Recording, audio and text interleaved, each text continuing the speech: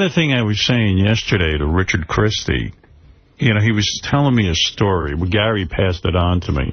Richard goes on, I think it was Saturday or Sunday, over the weekend.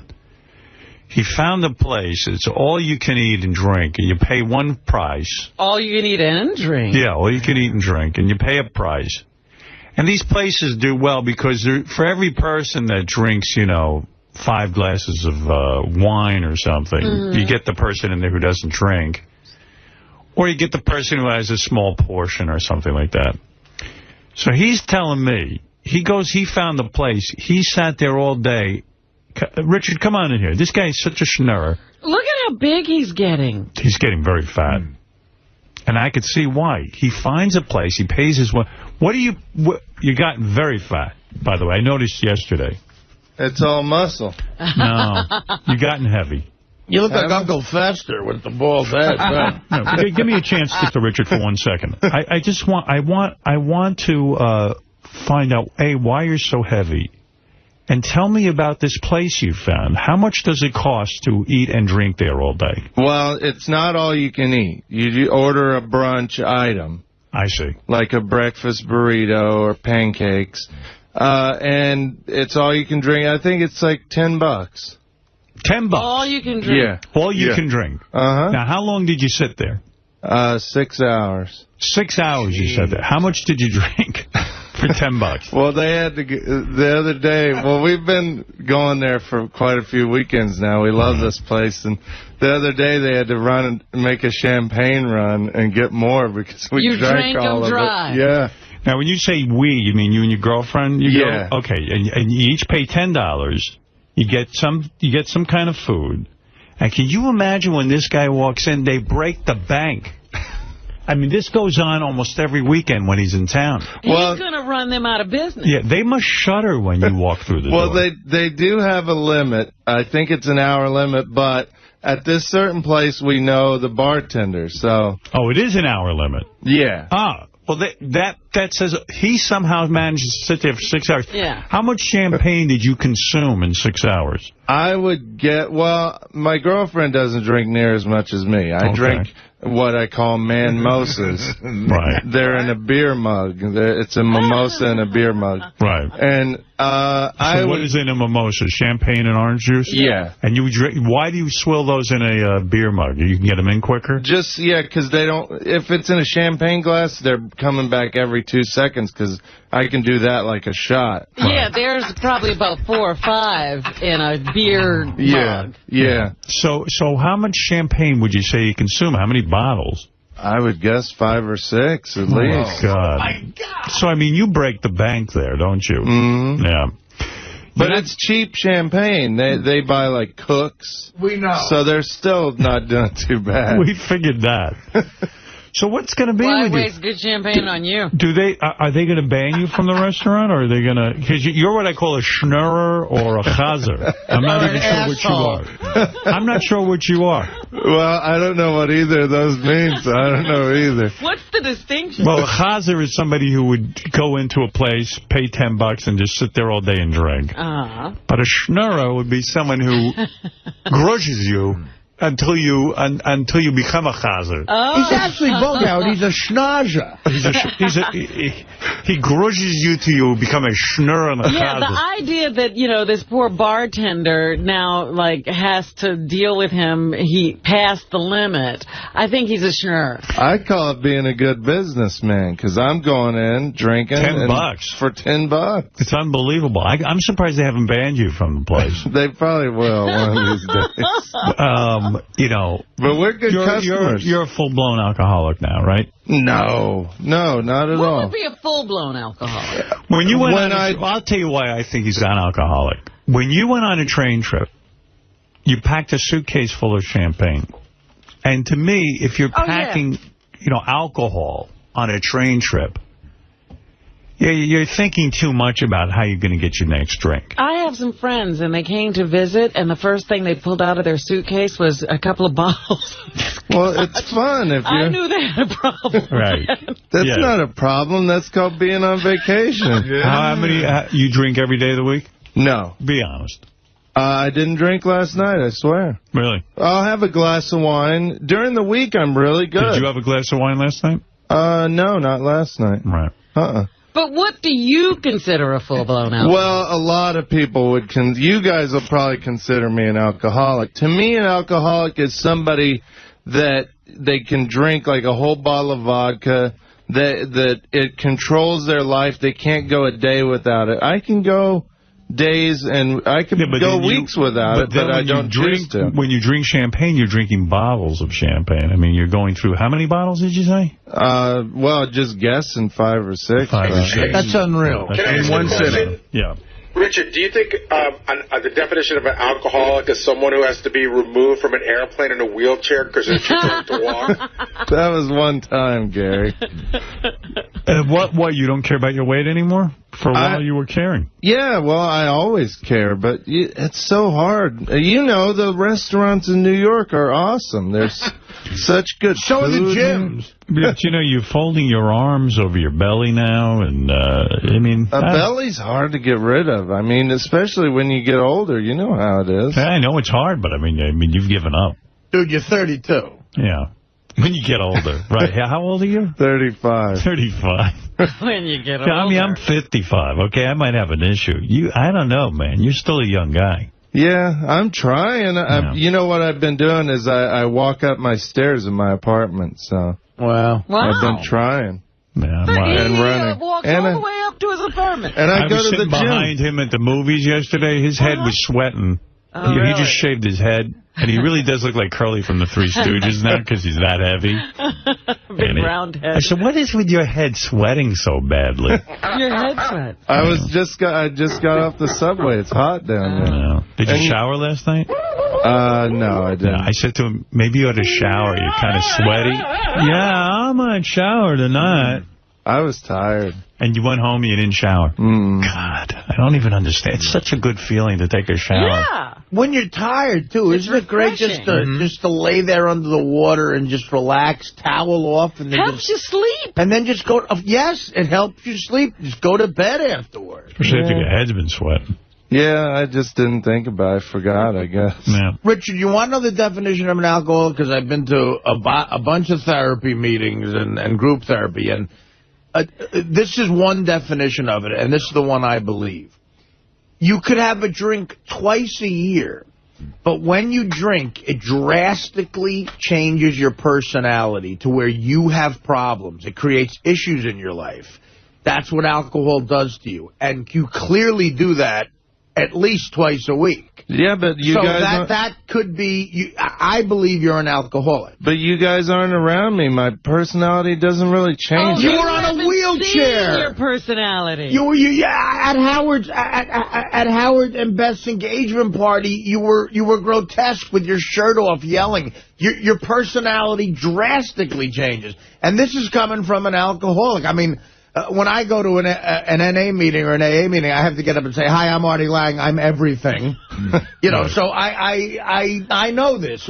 Howard, his personality, he becomes a jerk off. Well, around you guys, I'm a little different because we don't ever get to party that much. I get a little wild when I get the chance to hang out with you guys. Richard, 5 bottles of champagne at some $10 brunch with your girlfriend. That's a lot of alcohol. You think that when you've had all of that booze, you're the same as you always are? I'm a little happier, I guess. Here's Mike. Personality. Mike says he knows what's going on here. Go ahead, Mike. Yeah, good morning. Morning.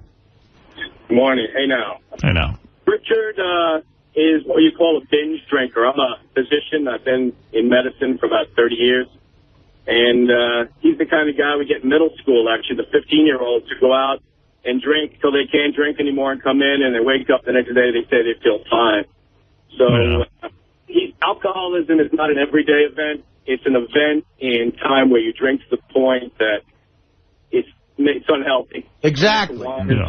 Yeah, I think that's a pretty good definition. And that's the thing with him. Every time he drinks to get drunk. It's not just about having a drink. No, trust me, I love the taste of champagne. Even if I didn't get drunk, I would just drink it because I love it. But then you're also gay. Drunk, you're not. You don't drink anything that much that doesn't get you drunk. Right. Well, that helps. I like being I want to know drunk, the place that's for $10 you can drink for 6 hours. That's You want to go with this? Yeah. What is the name of this place? Lucky Mojo's in Long Island City. Lucky Mojo's. Yeah. And you go over there and you love it. Yeah, but they're not going to let doing? anybody do this, you know. Right. Look at what he's doing. Do you live in Long Island City? Yeah. Oh, I didn't know that. Yeah, that's how he finds these places. Yeah, we were stagger home. We used to have to go all the way to 9th Avenue for the all-you-can-drink brunches. I think we're banned from there, though. Terry, you're on the air. Hi, Howard. I love your show. Thanks. I was at a seminar on alcoholism a month ago, and they said there are several types of alcoholics. One is they drink every day, but you can drink every 3 months. But if you're binge drinking when you're drinking, you're an alcoholic. Right. That would be the definition of Richard. And I'll give you an example. Richard got so drunk at a wine tasting that he peed all over the flowers in front of people. Yeah. Like, you just whipped out your penis and started peeing in front of them, right? So. And that's how you normally are. No, not normally. I was with Sal. We were having a good time out in Sonoma. God help us. Yeah, I mean, the point is, his personality does drastically change. Richard, let me tell you something. I agree with this woman, and I don't want to be a hypocrite.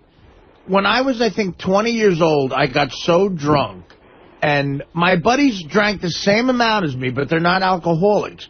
I got so drunk, we were in a bar that had one of those basketball games where you shoot and it comes down. Yeah. I fell asleep inside the game. I passed out. So the bouncers had to say, no one can play anymore because it's out of order. Wow. They played a trick on me. They locked up, closed the bar. I woke up at 5 a.m. alone in the bar, and I had to break out. So that's an alcoholic. You understand? Like, my behavior changed. Pissing in plants, taking your shirt off at Howard and Beth's engagement party, being red and yelling. You're an alcoholic. I'm telling you right now. And I'm not really denying that. I mean, a lot of... Well, you just did. Well, to me, I mean, I can still control myself. I walked out of that brunch on Sunday, and I was fine. No. Well, I'm saying you might not be, but who knows? But Howard, even you say on the weekends now you drink a lot too. Oh, please. We between the two of us, the most we drink 1 bottle of wine, which is 2 glasses. And he's not getting naked running down the beach. And I do definitely get buzzed and I feel good, but I don't think I do anything weird that I wouldn't do normally. You know what I mean? Yeah. He might be a little more talkative. Yeah, or less. Look, Robin gets drunk and yells shit at Tiger Woods at golf matches. Hey, what's up, Will, you bitch? Yeah, remember this? All right, I'm going to leave you a message, and this is it. I'm going to take a piss right on the phone right here, because dude, I'm wasted. You little bastard, you. You want to hear me get all worked up. You love it, you little... All right, here we go. I'm taking a piss right now. I just pissed on my shirt. All right, listen to this little bit. Did you hear that? I took a leak. Dude, I'm wasted. I'm taking a leak right in Manhattan on 42nd Street.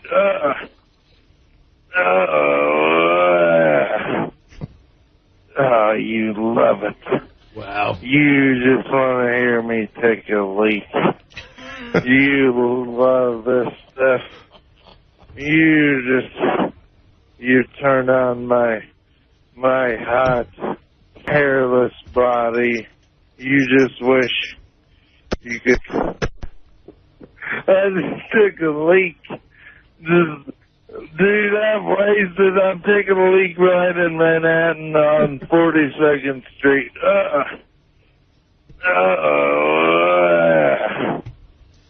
Oh, you love it. You just want to hear me take a leak. You love this stuff. He's right. His personality doesn't change. Yeah, you're fine. I'm that annoying all the time. That's when you still liked Will, by the way. You used to call him. I'm fine with Will. I was smacking his ass the other day. I thought that you guys were fighting. And then That's the reason you weren't walking in the hall and talking. No, we're fine. Or was it Jason that gets Well, Jason freaked out on me on the wrap-up show, but me and Will are fine. You're okay now? Yeah, It was a little weird there for a little bit. But, by the way, that night that I left that message, that was a fun night. I went on a booze cruise. Yeah. And me and my buddy, we drank so much we were throwing the deck chairs off of the booze cruise. That's what I mean. That's an alcoholic. You're acting bizarre. Yeah, but on a booze cruise. You. That's why they call it a booze cruise. You get boozed up. Do you still feel comfortable peeing for Will? Like, do you like to call him still? And, now that he's married. Comment on his ass. Yeah. I've matured a little. Do you think Will really loved hearing you pee? I think he came in Monday morning and said he loved it. Yeah. He loves it. He loves to hear what you're doing. Tell your wife I'm jealous of that lying with you. You should be lying with me while I piss on my phone. Don't you think that drunken little rap there reveals that you have gay tendencies? I mean, you're calling a man in your drunken state and saying, oh, my God, my penis is out, I'm peeing, and you love it. Don't you think that's a very, like, in my most drunk state, I don't think I ever said to a guy, you love my hairless body. Would that be a dangerous personality change? Yeah, I mean, don't you think you're a little bit gay? You never, like, walked up and smacked a guy in the ass when you're drunk or hugged him or anything? I've hugged a guy. Dry-humped them. I've hugged a guy and said, hey, you're my bro or something, but I've never, like, said, you love my hairless body. It just doesn't occur to me. You don't try to come on to them? No. I was just trying to be goofy and funny. Yeah, you know? okay. Yeah, that's Didn't work. Way for it to go. Goofy, yes. Funny, I don't know. No. I said I was trying. I didn't say I succeeded. It's hard when you're drunk. Well, Howard, what do you think about me with the Queer Eye guys? Do you think that means I have gay tendencies?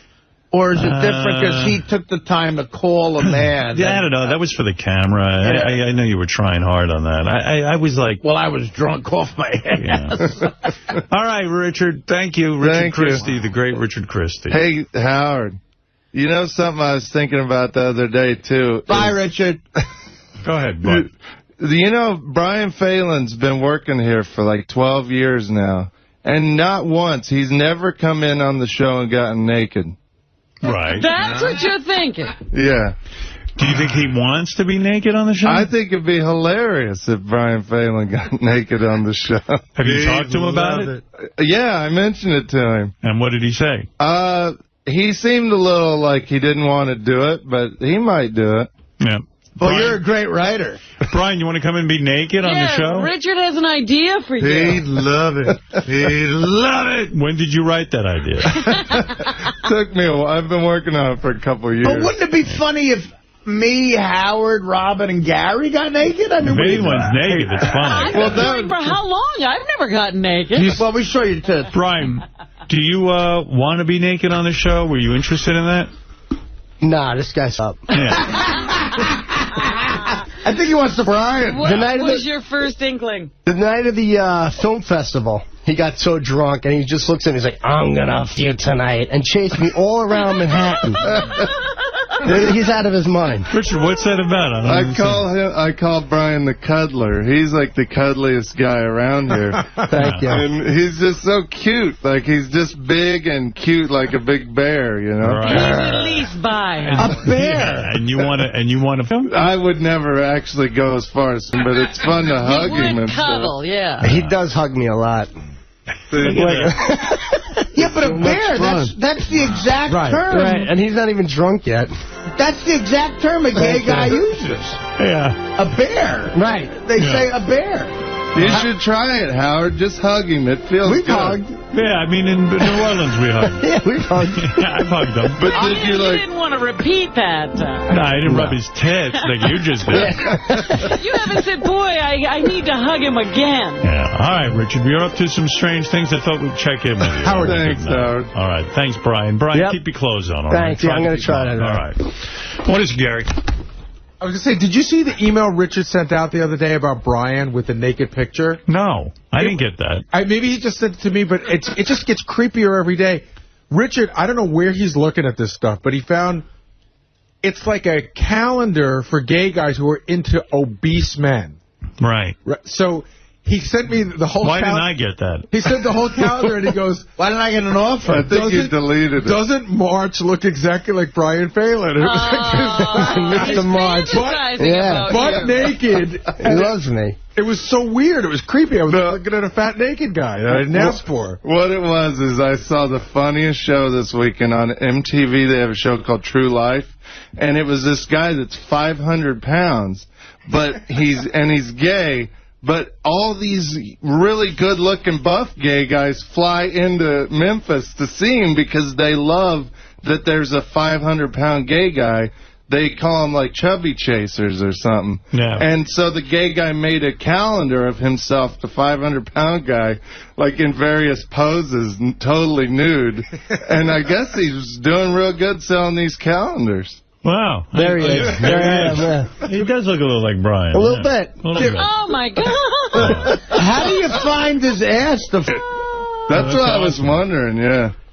Oh, very nice, boys. What Lovely. can I tell you? All right. He's strange. Yeah. Brian, Yes, thank he you. is. And Richard, how much you weigh now? 215. Wow. Brian, what are you weighing? You're getting big, too. I probably weigh about 250-something. 250? Yeah. I think you might be a little higher than that. Maybe 260.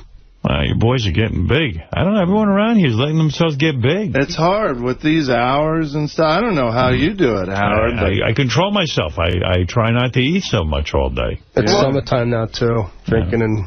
You know, I'm down to about 230. Are you? Wow. Yeah, so I'm getting close to Richard. But what Richard's saying, you know what's the hardest part about it is this schedule with the road. And I'm not doing a WAD thing, but on the road, you eat like shit. So, you know, you put it on. But lately, I've actually been addicted to the gym and hoops. And I've dropped like almost 65 pounds. Wow, that's terrific. Wow, You know, very quietly. Yeah, so, Jason's over 300 pounds. Oh, is he over 300? Over 300 pounds? I think so. I know he's pushing 300. Wow. You know, everyone here's a big fat ass.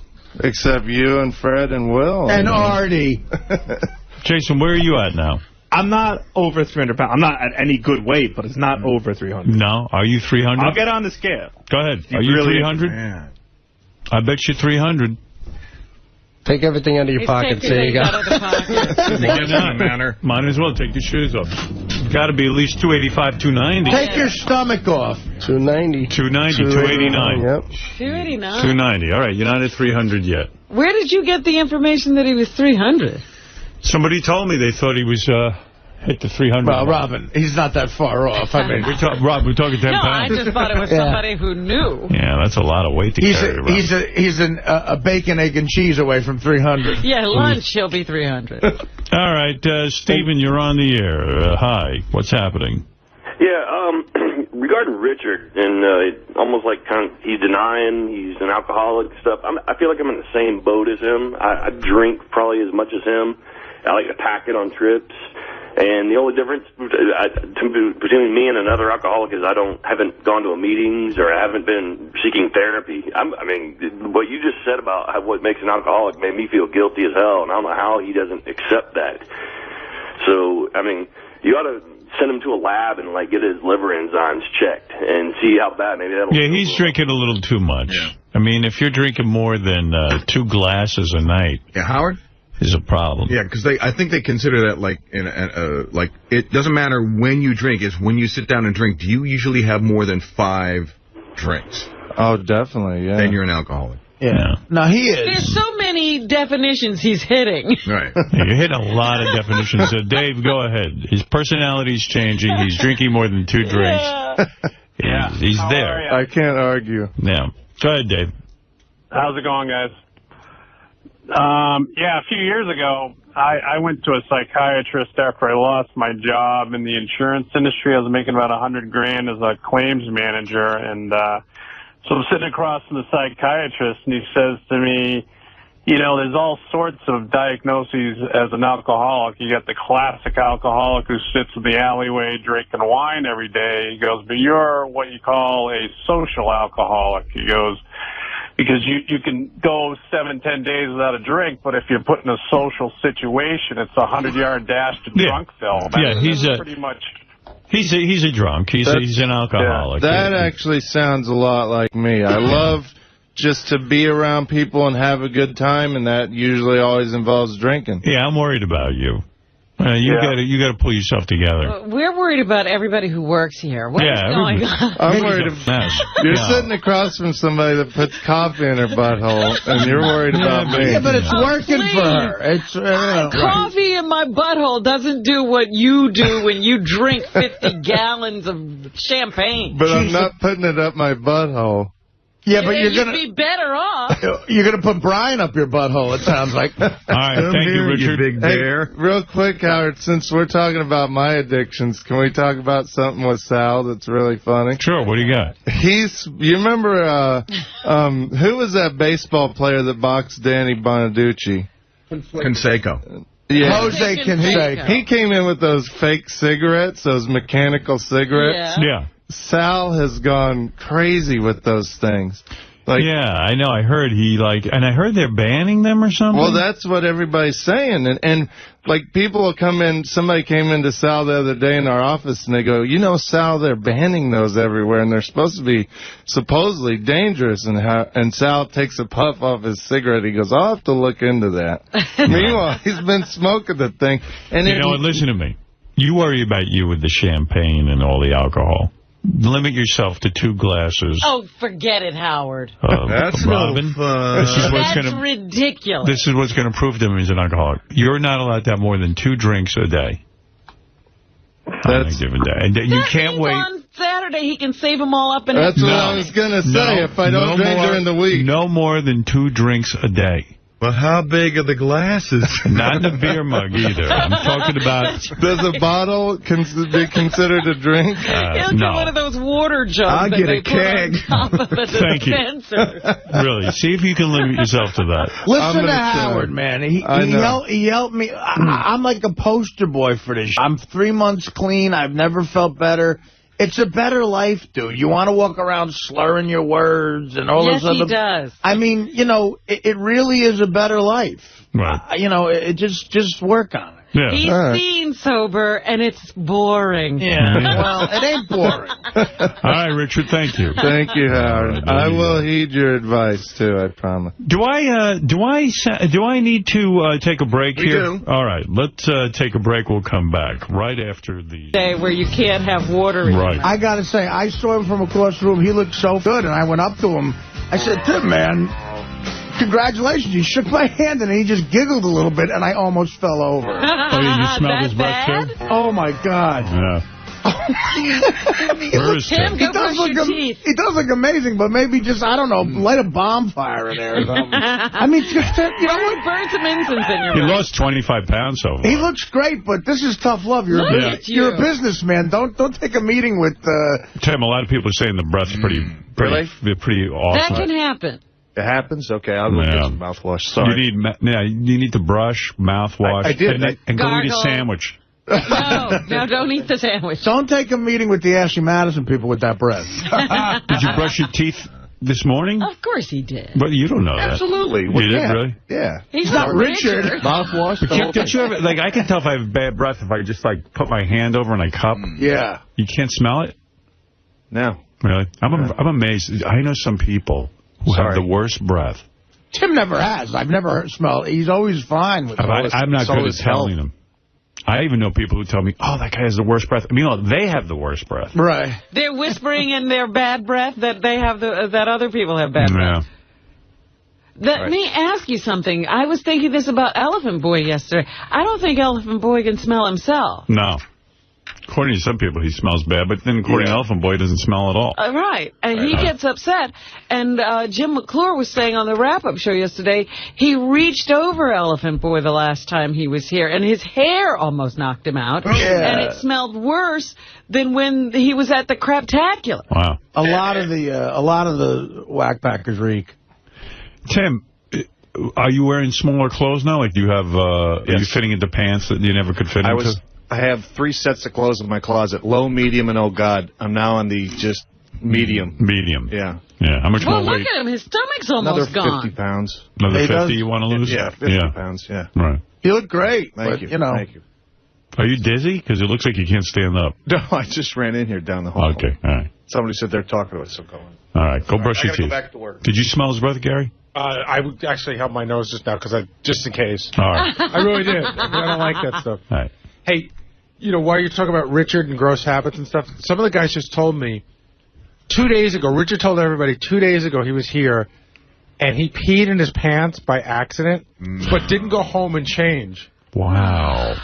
And I think he said he was laughing at something so hard that he peed. This is really weird with him. I mean, I don't know any adult that pees on themselves. I mean, this much. It doesn't do anything about it. Yeah, I mean, maybe someone will have an accident once in a lifetime. That's a major thing for work. I'm not even trying to be funny right now. He's walking around with piss. There's food out there, man. Yeah, that's what we have to work with. I know, this. yeah. We're working with a homeless person. It's not even funny anymore, dude. Yeah, if you piss your pants, go home. I didn't do it on purpose. Well, we know. Sal made me laugh so hard. It doesn't matter, Rich. It doesn't matter if we don't think you did it on purpose. You got to change your pants. You mean you're sitting there laughing at Sal, and then you pee all over yourself? Yeah. And you can't stop peeing? I drink tons of water now. Right. I'm trying to be healthy and drinking water.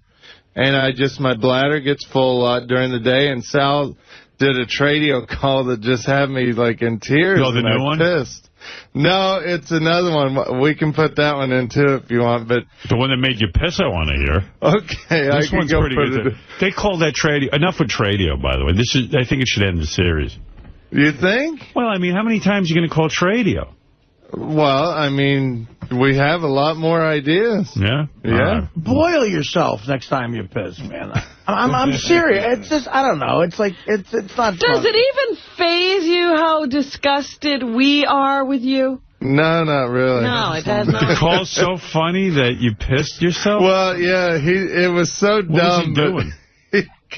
He called up and they answered. They said, "Hello, Tradio," and he just goes, "Hi, this is Harry Big Cock," and they just hang right up on him. But the way he says it, I don't know. That made you piss your pants? It was so dumb and funny at the same time. They called Tradio again. I should play it. While you're playing this one, I'll go put that other one in, too. Harry Big Cock? Yeah, Harry Big Cock. I don't know if I pissed my pants, though. I thank you. Well, when you got to hear it. All right. How Sal says it. All right, yeah, try not to pee your pants. I'll try. I didn't do it on purpose, I swear. Well, we know that. That's not what we're arguing, That's not the Richard. point. I went and I washed with a napkin. A napkin? But your pants are full of piss. It really didn't leak into my jeans that much. How did that not happen? What do you got, rubber underwear? It did. Of course it did. Well, and you walked around all day with wet pants? Well, it was in the late afternoon, so I was here for about another hour and a half right. or so. Okay, thank you. I don't know what to do with it. Rubbing up against things, sitting on chairs. Yeah. Smelling like piss. I'll just wear a diaper to work. Aren't you embarrassed? No, not really. No. I've licked Sal's balls. I've had Sal lick my taint. I don't think there's anything that can embarrass me now. All right. Thanks. I'll go put that call in and thank you. Let you know. Okay. Thank you. Yeah, we want to thank you. This is going to become a health issue. It is. I think it already is. I'm healthy. All right. Yeah, I'm healthy. Yeah, nobody around you is. Yeah, you're immune to it's another Tradio. They got that guy again. This is the good guy. Yeah. There, we're here. Let's enjoy the fellowship together. And let's go to our first caller. Good afternoon. You're caller number 1. You're on the air. How you doing today, Andy? Fine, sir. How about you? I'm doing good, buddy. My name's Ron Conkema. Hey, Ron. All right, so I got some old items here from the pantry I'm looking to get rid of. Let's see here. I got 1 jar of Grandma Delabate's sweet bukkake jelly. And 2 cans of Mandingo's African jizz sauce. Also, I got a sack of Uncle Jack's salty tea bags. Well, we're having some prank calls again today.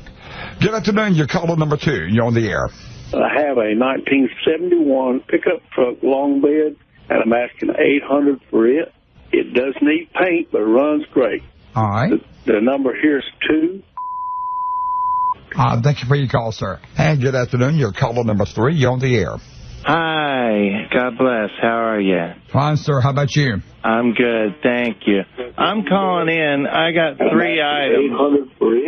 This is 𝗦𝗵cie𝘄, by the way. I got 3 rolls of yarn. The number here is Thomas Drake. Hey, turn your radio down. I want $5 a piece for those. Okay, star 82. Can you hear me? Turn your radio down, please. Oh, I'm sorry. Rusty, turn down the radio. My grandson turned up the radio. I'm sorry about that. That's all right. Okay, and I have a crochet kit. It's used, but I'm not willing to sell it real cheap. I'm selling it for $2. In one way or the other. Yes, sir. You sure will. Okay, I told him to turn on the radio one time before. I will not say that again. Please have your radios turned down, okay? Good afternoon. You're caller number 4. Good afternoon, Andy. How you been? Fine, sir. How about you? I tell you, Satan is out today, huh? I believe he is. Those pesky fellas are back. I have 3 exotic pets that are stuffed straight from the Daniel Carver taxidermy downtown. It consists of a moon cricket, a porch monkey, and we have a jungle bunny. Okay. Good afternoon. You're caller number 5. Hi, Andy. How are you? I'm fine. How about you, Lee? They don't even. It's the same voice too. They just call with the same voice over and over again. It's great. I'm great. Thank you very much. So I got a set of bingo cards. I got 20 bingo cards. I got the chips and the bingo balls that come with it. It's all set. And I'm asking $15 for it. And we just moved. Let me get my number from my husband. Hold on. What's our number here, Ray? 742. 749. No, 742. What? 742. 742. 3876. 3475. No. 3. Okay. Good afternoon. You're caller number 6. Good afternoon. How are you? I'm fine, sir. How about you? Excuse me. This gentleman called before. How much? I didn't get the phone number for the bingo cards and the bingo balls. I'm sorry. We got cut off. Thank you for calling. God damn it! It got... This is radio music. Guess they ended it. The Harry Bigcock call is right next to that. Something about the way Sal said it, I just pissed my pants. We'll see if anybody else pisses when they hear it. Yeah. Okay, you're on the Danny Wagon. Hello? Danny Wagon? Hi, I have a celebrity. What's the Danny Wagon? These are the 𝗛𝗵cie𝗄 people, so they have a weird lingo. Okay, you're on the Danny Wagon. Hello? Hi, I have a celebrity adult video from John Hine getting orals in college. Wait a minute. What are you trying to do here? John Hine, he's the blowjob king of Michigan State. He's the nerd on Jump the Shark. You know. Oh, boy. Is there a full moon or what? No. Yeah. Ring up that police department for me, will you? Good morning. Good morning. Hi. Hey, you got a call on in 5 o'clock if you want to sell something, okay? I know. Okay. I wanted to bid on an item. Which item? The butt plug. Okay, goodbye. Hello? How you doing? It's Harry Bigcock. Wrong number. That get you to piss your pants? Wait a minute. You're laughing. What? You're laughing. You moron. Artie's laughing. I pissed my pants. Wait a minute, I shit. I just shit. I shit and piss. Let me get you have a napkin. Good morning. Good morning. Happy St. Patrick's Day. Hi. Hi. How you doing? You have anything from Dr. Bonner? I'm all out of those. Oh, geez. You have any used tip? Okay. Good morning. Hi. I just wanted to call in and tell you I just think it's disgusting that these guys have nothing better to do but to waste their time prank calling you. And oh, thank God, a normal one. Okay. You guys do such a great job, and I really just think it's a shame. Thank you. Give me that phone, woman. You know where it sucked my dick. Well, I believed her. Oh, okay. Now you know you forced me to screen those calls. Hi. How you doing? I'm doing okay. How are you? Good. Man, you got some crazy people on the line today. Yeah, we certainly do, don't we? Anyway, you ladies selling any pineapple douche? Because my... Okay. Horrible guys. Okay. Come on, don't make me have to call the cops on this. The cops. You can't call What are the you calling cops. the cops about? What cops do you call? You ask for phone calls, you're getting them. Cops. Wow. All right, well, thank you. And Thank you. See why you peed your pants. All right, that's Richard. Somebody give me a napkin. I just pissed and shit. I'm excited about our next guy coming in today. He's a wrestler. He's a big deal. Elephant Boy. You got to worry about these wrestlers now. Wrestlers are just dying. I know. Well, do you know the part in the movie The Wrestler where he gets staple gunned? Yeah. You know the kid who's my bodyguard I showed you a picture of? Yeah. The kid who came home when he was 17 and his parents were gone? He does that. He wrestles. No, not Kurt Angle. This kid wrestles in amateur wrestling matches around Jersey. Almost the exact scene in the movie The Wrestler. And he staples himself? He's been in staple gun matches. Oh, wow. jeez. I mean, like, there's no phoniness. They staple gun. Right. Right. Hey, what's your problem with that? I don't know. I guess Why don't you grow up and accept reality, man? That's making a living. Yeah, I guess so. You know, just a couple of weeks ago, the test was found. Yeah. And then, you know, we had that guy who killed his wife and kid and then killed himself. Oh, yeah, that guy went nuts. Yeah. I told Elephant Boy you could come down here and meet Kurt Angle, but he's going to have to do something. I'm just worried that Kurt Angle is... We had a good idea. We had a whole bunch of... Where is Elephant Boy? Bring him in here real quick. I haven't seen Elephant Boy this year. I got to tell him he's got to do something to meet Kurt Angle. He just can't meet Kurt Angle. Yeah, why should he just get to meet him? I mean, I love Elephant Boy, but, you know, there are rules. Hey, Elephant Boy. Boy, you gained weight. Put on a few, huh? Yeah, but a little belly. Gary says to me this morning, you think Elephant Boy will be wearing his fanny pack? Yes, and there it is. And there it is. And Elephant Boy's the last fanny pack wearer, I think, in the country. And look at that color. I mean, that must be from the 1980s. He's got a fanny pack that not only is a fanny pack not cool, it looks like a colostomy bag on his hip, but he's got a fanny bag that doesn't match any outfit he could be wearing. It's a purple fanny bag. I am not coordinated. Yeah. What color is that, would you say? Purple? Maroon. What? Maroon. Yeah. Moron. Why would you get a maroon fanny pack? Yeah, it was unsaid. That's why I say have enough pockets for me and don't lose stuff. Why don't you get like a knapsack or a cool thing, like a bag like I got? I have a knapsack I used to take to work with me, but this is like with my small stuff. Yeah, what do you got? What do you got? What is so important that you got in your fanny pack? I got my radio, my cell phone, my cards. Credit cards. Yeah, but can I ask you something? Yeah. Why not? You see, like I got like a case, like I carry around a bag. Yeah. Because like that fanny, I'm just saying that fanny pack attached to your belt. Well, maybe next time instead of I take my knapsack, I do have one. Because that's a lot cooler. I'm just. But he's always wearing that fanny pack. Elephant Boy has always reminded me of a celebrity, and it just hit me who he reminds me of. I'll tell you exactly who you're thinking of. Okay, go ahead. I got to think of the guy's name. I know he's been in a couple of movies. He's been a guest. He's been a guest. I can't. He's blonde hair. No, not the guy I'm thinking of. I'm thinking of a musician. I'm thinking of an actor. I'm thinking of an actor too. Okay, I'm thinking of a musician. See if you're with me here. He looks like if Ron Wood sustained a bad head injury. He looks like he got Ronnie Wood's nose. He looks like Ronnie Wood. Who are you thinking, Fred? I'm thinking of David Arquette. See, I'm not thinking of David Arquette. I'm thinking of, I can't think of the name, though. People in the past told me I look like Emilio Estevez.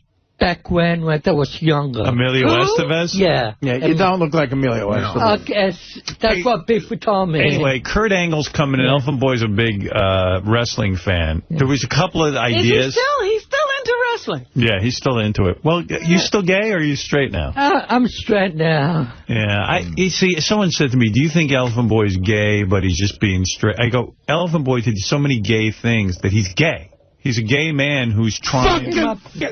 He's trying to be straight.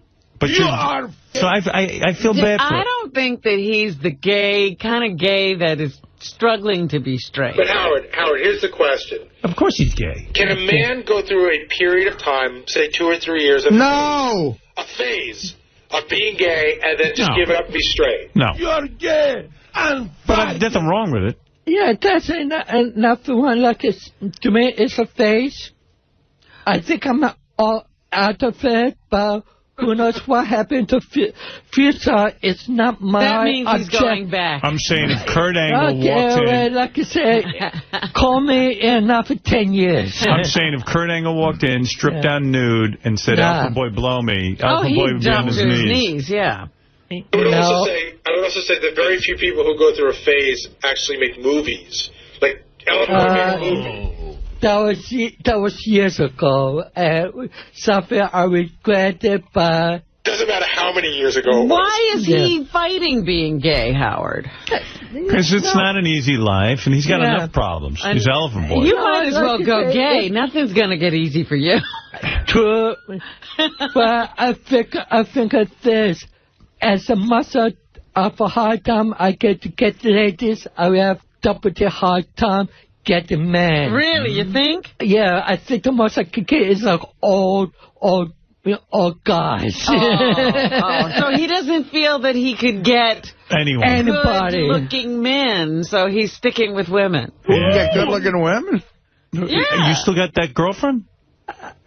Yeah, but, she's, how do you say, indisposed. Oh, she's in jail? It still is, yeah. Oh, she's still in jail? How long is she going away for? Probably not until early next year. Wow. How many years has she been away? 2 years. I told me it's 2 years. How's she doing?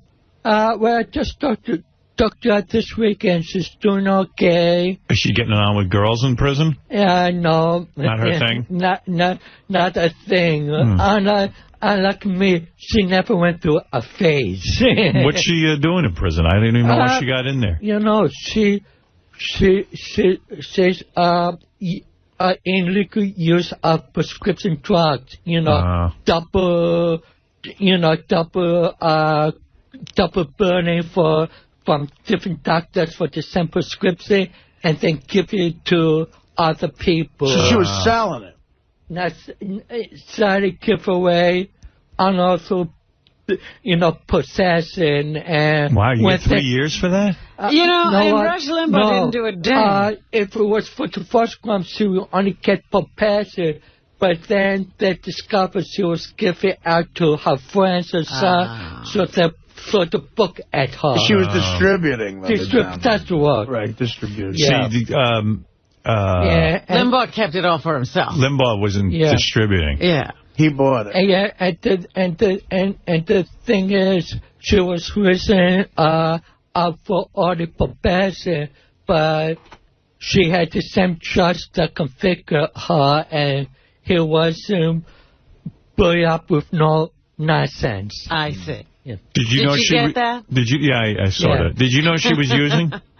Yeah. You did? Yeah. Why are you mad at Doug Goodstein? What's going on? Doug Goodstein, two things. I missed you. And one is that at the Wack Pack Barney, when we did, he said I stink, and I was with Marianne from Brooklyn. She said I didn't stink after all the time there. Yeah. But if it was just that, I wouldn't mind. Right. But then, I've been getting complimentary service of Harry TV as a friend of the show. Yes. All of this Sunday, I saw my capable. I was being judged, and I want to know why. So I make an inquiry. No answer from there. I spoke to an associate doc. I emailed once or twice. Tell me what's going on. So we look into it. To doc, that is harassment. It's not like I've been tapping every day. What's going on? Every few days, if worse. That would have been worse. I fought it off. I don't think at any point it would have been right. I fought it off as long as it. You make a deal. I fought it off as long as I could, and finally had to do something. Can I jump in? Fall on your sword. I think the issue is not that the fact that you did it. I don't think. In other words, if you said as of January 1st, I think it's the time frame that you gave people, meaning that people sold ahead. If you said in 2 or 3 months, I think it would have been a different story. Then people can deal with it however they want. I think honestly it wouldn't make any difference when people don't like their commissions to be cut. The commission rates will go back up. I've already said that. But is that a guarantee? The fourth quarter. But that still takes money out of their pocket. It's not like it's replacing that money. If you put commission rates back up and you guarantee it, what if you cut it back again? For 06. But you could cut it back. Possibly. Wow. Yeah, but guess what? Guess what, Howard? Guess what? I'd leave. It's going to be hell trying to sell those. Oh, yeah. So that's no bargain there. Yeah, you get 2% of $1 million or 20% of $1,000. They'll do just fine. Yeah. Well, but they will do fine, but it won't be the same. Product. They don't have the same product. All right. All right, Tom, you still stick to your guns and you say you did the right thing. Yes, I do. All right, there it is. Tom 𝗪𝗪 for all of those you wrote in, Tom says F you. Every time he tells this story, it sounds worse to me. It does. I still don't understand. That's all right. By the way, I've seen John do this thing. It is so cool. Where did you see John? I saw it in Miami. I heard a terrible thing about you. Oh. What? Worse than cutting commissions. What? You're going out of your mind. Tom was almost out of here. I heard a horrible thing about Tom. What? I don't know what you're talking about now, so I'm curious. Forget baby seal. I admit it. No, forget clubbing the baby seals. That's in the past. I'm talking about... Forget cutting back salaries. Forget promising people a commission and then taking it away. Yeah. No, that's a bad, but this is awful. What? He killed somebody? You know what I'm talking about? I know exactly what you're talking about. Tell him. A lot of guys around here, there's bands that play around. There's a band called Disturbed, and they were playing, I think, last night. And a lot of people asked for tickets in advance. I think Sal and Richard were 2 of them. Sal and Richard asked for concert tickets to this band Disturbed. Mm-hmm. Really looking forward to going to the show. Yeah. So they're about to go tomorrow. Yesterday. All of a sudden, they get coming down from Tom. No. I need 20 tickets. I know nothing. And they took away their tickets. No. Oh. You're wrong. Wow. You take away everything. It's just from Tom. No. That's what they said. Well, I don't care. I mean, that's not. And who took away their tickets? I have no idea. You wanted us all to be a buzz. Did you take away Sal and Richard's tickets? No, I did not. That's the cruelest thing ever. Sal, what do you say? Here we go. Go ahead, that works. Oh, it doesn't work. It doesn't work. Yeah, it hasn't worked for today. Where is it? It is not a blanket lie. It's not a lie at all. All right, Sal has something to say. Absolutely not true. Let's hear what Sal has to say. Tom should work for the Bush administration. You're the biggest and greatest BSer I've ever met in my life. What do you mean? Tell me what happened. Before you accuse that man, Tom. Me and Richard went to Mike Pierce. Yes. Pierce. Get that name right. Yeah. All right, Mike. I go to Mike Pierce. I go, hey, 2 weeks ago, we politely asked him if we can have tickets to Disturbed. He goes, no problem. He gives us a pair each. Why would anyone want to go see Disturbed? Well, it's a private show at CBGB. It was an intimate show. All right, go ahead, quickly. I'm taking my friend who's a cop who got hurt by a drunk driver. Right. As a surprise. You're taking a cop who was hurt by a drunk driver. He crushed his leg. Go ahead. And his girlfriend left him while he was in the hospital. Go ahead. This is a terrible story. I made her do it, by the way. So Tom took tickets away from a cop who was in. Me and Richard let me finish, told the please. girl to leave the cop. All right, go ahead. Ugh, so unfunny. Go ahead. So anyway, you're a riot. Me and Richard are waiting for our tickets, and Mike Pierre, the gentleman that he is, goes, look, I'm in a little bit of a pickle. I go, what happened? He goes, Tom needs 20 tickets. I have to shave your tickets for Tom. I think it was 20 pairs. 20 pairs of tickets on the day of the show. We gave Mike Pierre 2 weeks in advance. My friend's in a hospital bed wanting to go to the show, and Tom needs 20 tickets. Tom, what do you say? Too bad for him. Really? Wow. Are you a big Disturbed fan, Tom? Oh, I don't know. I swear I don't know what they're talking about. Did you need 20 tickets? Sal, here's $2 for the parlors that you go to. By the way. Oh, there's your employees' commissions, $2. So what are you saying? Mike Pierre lied and blamed you? If somebody used my name without me being aware, I'm going to find out. But I had no knowledge of this at all. All right. Well, there's going to be an investigation done. Matter of fact, speaking of the booth, Sal was at the booths yesterday. Really? He invited me and Will. You want to know? I'm hearing all kind of share a booth. I'm hearing wacky stories. Dude, they've updated the booths. Wait, listen to this. First of all, you hadn't been to the booths in a while, right? Yeah, it's been a while. Well, I was Disturbed, by the way. Not as disturbing as you. Get to go. I got to get to Bon Jovi, but I want to get this story out. Okay. You went home the other day to your wife. Right. And she read you the riot act. Yeah. Really? Yeah. Someone told me Sal came home. She put me on. She made him cook dinner. Gary, tell the story. Oh, my goodness. What kind of life are you leading? Listen to this. She put me on annoying probation. Oh, wait. Don't ruin the story. Sal's on the train. Listen to this guy's life. Right. You know, his marriage is just about over. I mean, really? Listen to this. Sal's on the train on Monday. Go ahead. Coming home, work a full day here. Like, he leaves here like 4 or 5 o'clock. Right. This guy works his ass off. 12-hour day. Yeah. Calls home, goes, what's for dinner?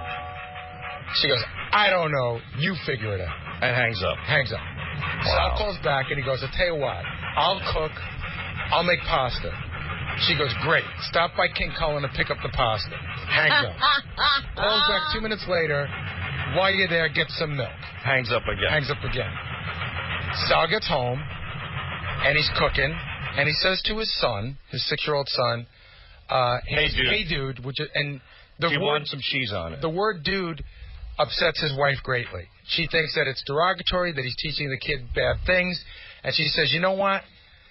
I'm getting to the point where I'm starting to enjoy it around here more without you than with you. Oh, no. And then she tells him that he's annoying her and that he's on annoying probation. Oh. And that if he continues to annoy her, there could be repercussions. If I continue to annoy her, to clean out my room on my old street address where my mom lives.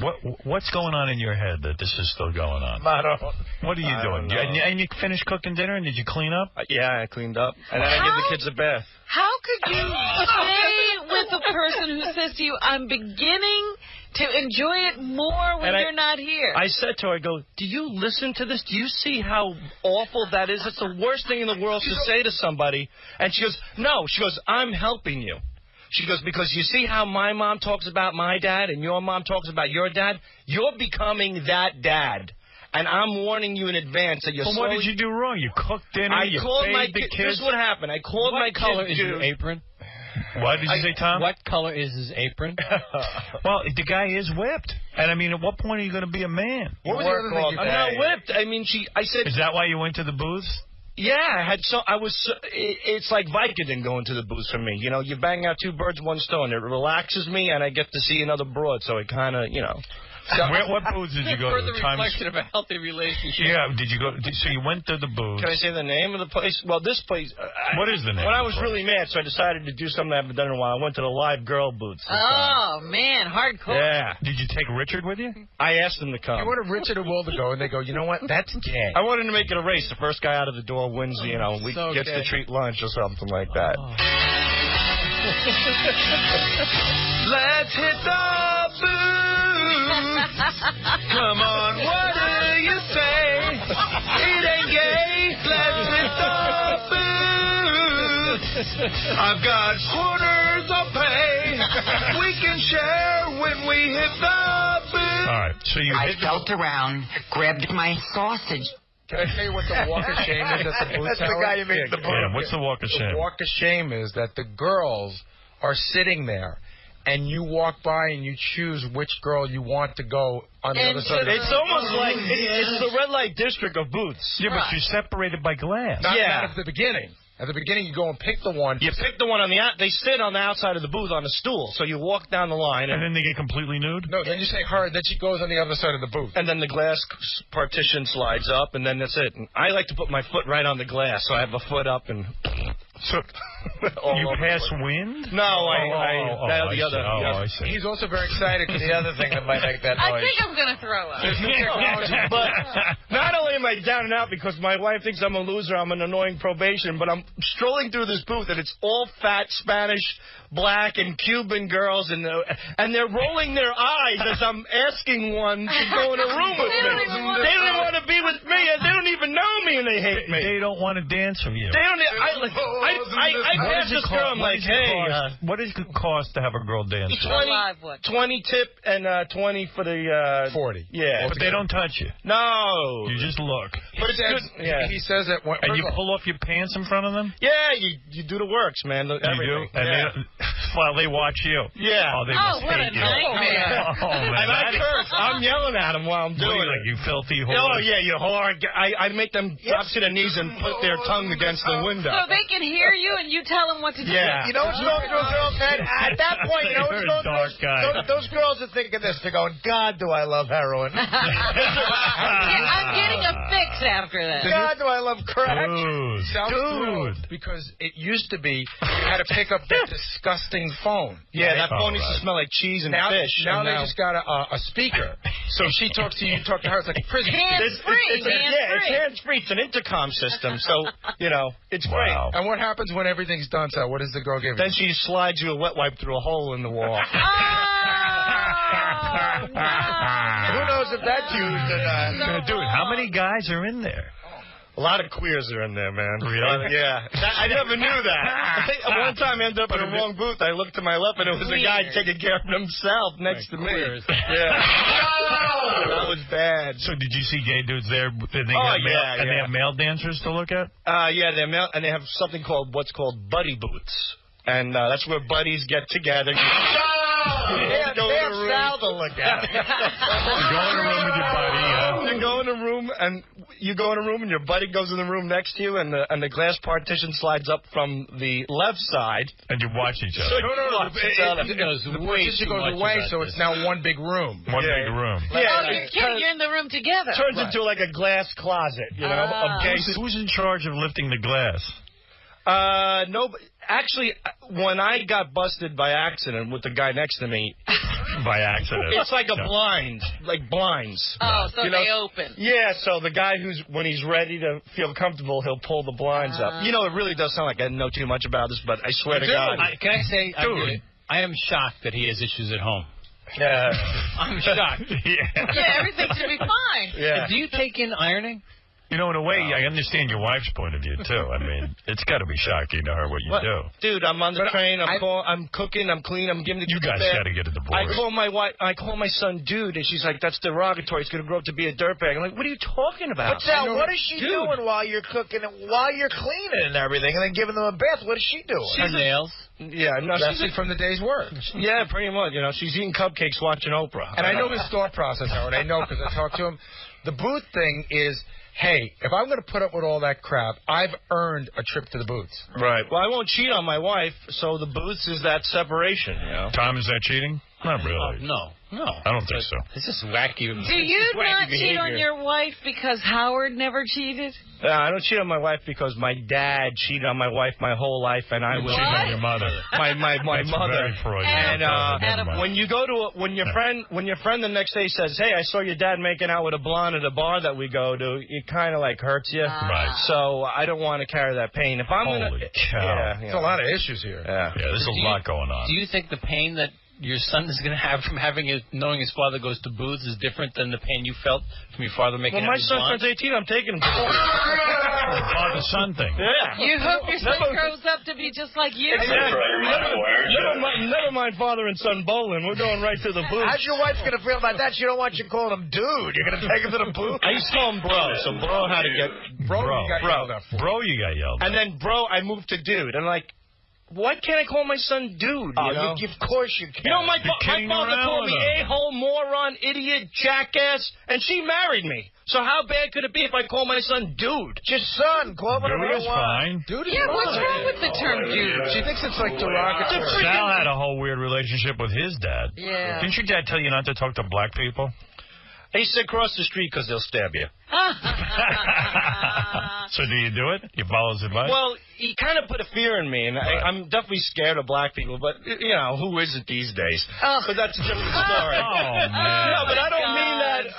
But not you. I have a tough way of explaining myself. Listen, I have a knife. He's a safe black. Well, Robin's not black. Robin's not black? Robin's not black? Oh, my God. That's why you're on the radio, because you have a white voice, and that's a great way to capitalize on it. White voice? Yeah. Well, it's another story. Look, the thing is, my dad... I'm with your wife now. Did your dad beat you up? Oh, yeah, like crazy. You ever get thrown, you know, people get thrown down the stairs? My dad used to beat me up the stairs, step by step. I'm not whining, you're asking. Yeah. And, he seems so much nicer than black people. My dad, what do you do? You're afraid of black people, but he beat you up. Right. What do you do? So much well, he's Sicilian, he's half black. What do you do if a black person is on both sides of the street? Go in the middle and get hit by a bus. Yeah, he's traffic now. He's dodging buses. I don't know. You know, Sal, when we were away on that Heineken trip, Sal was telling me that, in essence, as a kid, he considered himself to almost be a slave. Like, he didn't play Little League. He doesn't know any sports. He got out of school at 3, straight to the pizza parlor, 9 o'clock at night, and back home. And the only way he made it, his father never paid him. Sal used to steal out of the register. Yeah. Wow. But my grandfather used to pick me up right out at the bus stop. All right, listen. Never mind the family history. Yeah, we're You're in really big trouble. into his life, aren't we? I had a chop mozzarella. Yes, I used to wet my beak with the cash register. Yeah, John, you're on the air. See, there's that white boy. What is it, John? Go ahead. Hello? No, John. All right, John. Fishman took us around.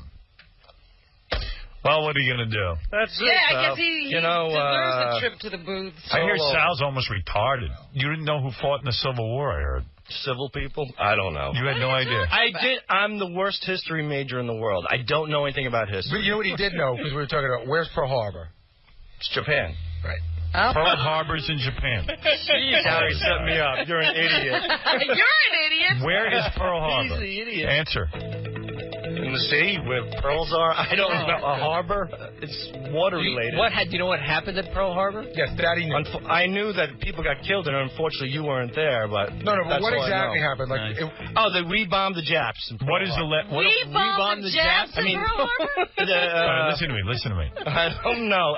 Listen, I'm not a history major. No, history major. I mean, you'd have to be completely in a coma. I failed social studies every year since the 6th grade. What are the last 2 states added to the United States? Puerto Rico and Hawaii. Wait, what is that? Puerto Rico. You got one right. You got one right. Hawaii was right. What was the other one? Mexico? Mexico, right. I don't know. You don't even know. You think Mexico is a state. I don't know what it is. Yeah, Canada was. They're good people out there. The last one. They're great at cutting grass. I love him. Wow. He's just too much. Yeah, I hear you could ask him anything he doesn't know. I just don't know history. Ask me math. Well, the Civil War, though, you should. I don't know anything about geography. I'd say. I mean, you still don't know who fought in the Civil War. Civil War, I heard, was done internally in North America. And so who fought? That's all I know. I don't know, South versus North? Did you graduate high school? You are a moron. Seriously. I don't know Did you go to high history. school? Did you graduate high school? Yes, I graduated high school. college. And college. I don't know history. Impossible. I don't Do you know have what continent we live on? the U.S. continents. I don't know that stuff. I don't know. You know the continent. You're putting this on. I don't. That's a put on. You know What is Come that, on, Artie? come on. say the continent. Before we're not leaving till you say the goddamn continent we live on. Really? North America. Yeah, there you go. There you go. So now he's afraid to answer anything. You know what D.C. stands for? Washington, D.C.? Delaware, Columbia. I don't know. I don't know. What Good does it stand Lord, for? we can give him District a of stripper. Columbia. He's on the level of a drunk stripper. Yeah. Oh, he's not. All right, look, I got something exciting coming up next. I'm going to drop you. Yeah, we got a great performance coming up. Yes, Sal will be here tomorrow. Right. This will go on. John Bon Jovi has agreed to come in here. He's not with Bon Jovi. He's with his other band, his group of musicians he put together. I saw them one night in a small club. They did 2 Beatles songs. They did a bunch of other songs, too. But it was terrific. I saw this too once. It's really awesome. What were the other songs they were doing? You know, were they covers of other? He did a lot of versions of songs and things like that, some Bon Jovi songs and stuff like that. It was very, very good. And I said to John, would you come on my show and do it? And he said, sure I would. Because he's a human being. With a nice wife. And a record coming out today. And he does have a record coming out? Of course, they're about to go on tour. Have a nice day. That's why he was the first guy to play the Nokia Theater. I kept trying to tell you that he was starting off his tour with that Nokia Theater thing. All right. Sal, you are a mess. Tom, your reputation has been tarnished. I had nothing to do with those tickets. It's a black day around here. I had nothing. I don't know anything about those tickets. We'll get to the bottom of this. If someone takes away your tickets, you call me. I don't want to bother you. Yesterday I asked you how you doing. You looked at me like I had two heads. Don't ask me how I'm doing. I asked you. I don't want to have personal conversations. Robin, he sighs. I go, bummed out, dude. He looks at me like, what? What, are you getting personal with me now? He's got. No, I was busy thinking, and he goes, hey, bro, what's the matter? You bummed out? I go, get out of my face. You're becoming his father. I said, never ask me anything personal again. Yeah, he asked me after the show what he did wrong, and I said, we were pitching stuff. He sort of crowbarred it in. It wasn't natural. You're on annoying probation. Call you back. Do it if you want. Life. Right. Oh, my goodness. We'll be back with John Bon Jovi and this very important performance right after. Don't you think even the consumers were confused and saying, I don't know which one to get now? That last one is the most significant impact. What has happened at retail. So, yeah, people still bought the car, and when satellite radio came in the car, they were thrilled with it. Right. But the large number of people who want to go to Best Buy or Circuit City and say, I want satellite radio, would go into the store, should I buy it now? Which one should I buy? Are these radios going to work after the merger? There was so much confusion in the marketplace. If you think about it, it's almost like the high-definition DVDs. Right. There was Blu-ray, and then there was HD DVD. And until it got all sorted out, you didn't know what the hell to do. So no one bought anything. That's right. That's exactly what happened during this merger. Was there ever any pressure from the board? When is this going to happen? Because this is, they're looking at you. You say, let's go do this, and now it's taken 18 months or whatever it's taken, and we're sitting around doing nothing. So, all of the board members were there before I got there. So this is not Mel's board. Right. They were phenomenal. I mean, there was not one hiccup. There was not 1 minute of, throughout this whole process and everything that needed to be done, they were 100% supportive, and I really appreciated that. And what about on a personal level? Your beautiful wife, Terry, who I adore, did she, when the word came that the merger had been approved, was there lovemaking involved? Was there a celebration? Did she put on an outfit? I mean, what did she do? Special? She's got to do something good for you. What happened? I must Take tell us you, through every detail. I must tell you. Yes. The beautiful Terry. Yes. Has always been there for me and has done everything. But this is special. I think as soon as the merger was announced, and I got home and that I woke her up and I said, Tara, the merger was just approved. She said, Mel, could you take the dog out for a walk? Is that what happened? So that's what happened. So that's and on another personal level, why is Tim Sabean so heavy now? What's going on with his weight? I didn't notice. Yeah, I mean, he's getting big. Well, you went on a hunger strike. He Tim went on an eating This has been very stressful. We all express our frustration in different ways. That's right. So now, you tell me Terry did nothing special for you after the merger was approved. What about the dog? You took the dog? I took the dog for a walk. I did pick up after the dog. So I still know what my role in life is. When did you become such a dog person? That's the other thing. I mean, what is this with this dog? What happened to you? Do you really want to hear this? Yeah, I mean, this is what really happened good. to you? So when I married Terry, Terry had always been a dog person. I never had a dog. You don't like anything but radio. Why? Right. What do I want a dog for? Right. Terry wanted a dog more than I didn't want a dog. Right. We adopted a dog at a shelter. So we adopt a Border Collie, 4 years old, named Angel. I can't believe how stupid I was for all of these years in not having a dog. You love dogs. I have become addicted. What is it about the dog? One of my favorite charities are things related to dogs and animals. I can't tell you it's the fact that when I come home at night, the dog licks my face, because Terry used to do that. Okay? I don't see her doing that anymore. No more. Maybe no when more. you know. I just love the dog. I mean, dog sleeps in our bed. I mean, absolutely, totally addicted to it. And would you say the dog likes you better than Terry? Terry thinks that. Okay. Really, it's that good. Yeah, but because I know my dog likes Beth better than me. Terry spends an awful lot of time, with the dog. Right. But I truly believe that, if there's any listeners, I mean, I hear snoring. I mean, no, how do you win the dog over in a sense to make it like you the best? If you're not the one spending all the time. When Terry's not around, I talk to the dog and tell the dog all the bad things about Terry. And the dog seems to understand. And the dog gets it. And so now let's look at the future of satellite radio. Okay, where are we at? Because people do have questions. What is this company now? Okay. All right, great. What are we doing? So let me tell you where we are today, because a lot of people have perceptions of satellite radio, small company, things like that.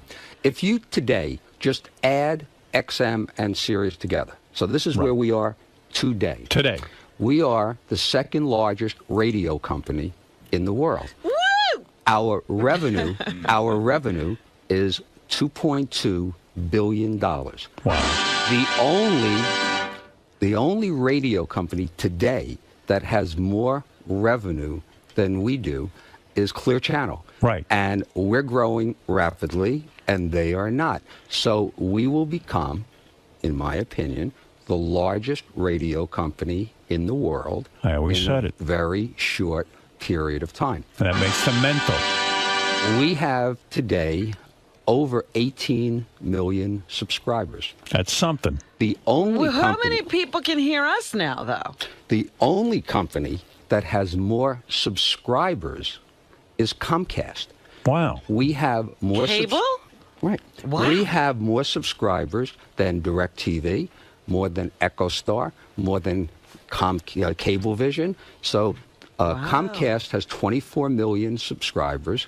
SiriusXM has almost 19 million subscribers. That's impressive. So I think the main issue of the merger, because I think the rap today on satellite radio is no longer, will satellites work? Well, we know they work. Will we be able to attract content? You're the poster child that we can attract content. Will people pay for radio? Almost 19 million people today are paying for radio. And enjoying it. And loving it. Yeah. And the satisfaction level is phenomenal. The question is, will satellite radio make money? Because it's been around a long time, and company at some point has to make money. Right. This merger, in essence, creates such efficiencies because we were duplicating a lot of things together. They were advertising, we were advertising, they had call centers, we had call centers, right? All that costs money. All of that stuff now enables us to make money. So the question now really that's left is how much money we're going to make. Not if we're going to be able to make money. I like this. And it's so exciting. And, I can't tell you that. I mean, do we have competitors? Shall we dance? Shouldn't Robin get topless? Yeah, I'm up for that. Hey, now. I mean, really? You never have said that in all of these years. You ever How need dare a you? You've lost your mind. Trey Jolie, Robin. So, I mean, there's a tremendous amount of competitors out there. I mean, obviously, when audio entertainment, is big, there's a lot of ways you can get content. There are going to be more ways you're going to get content in the future.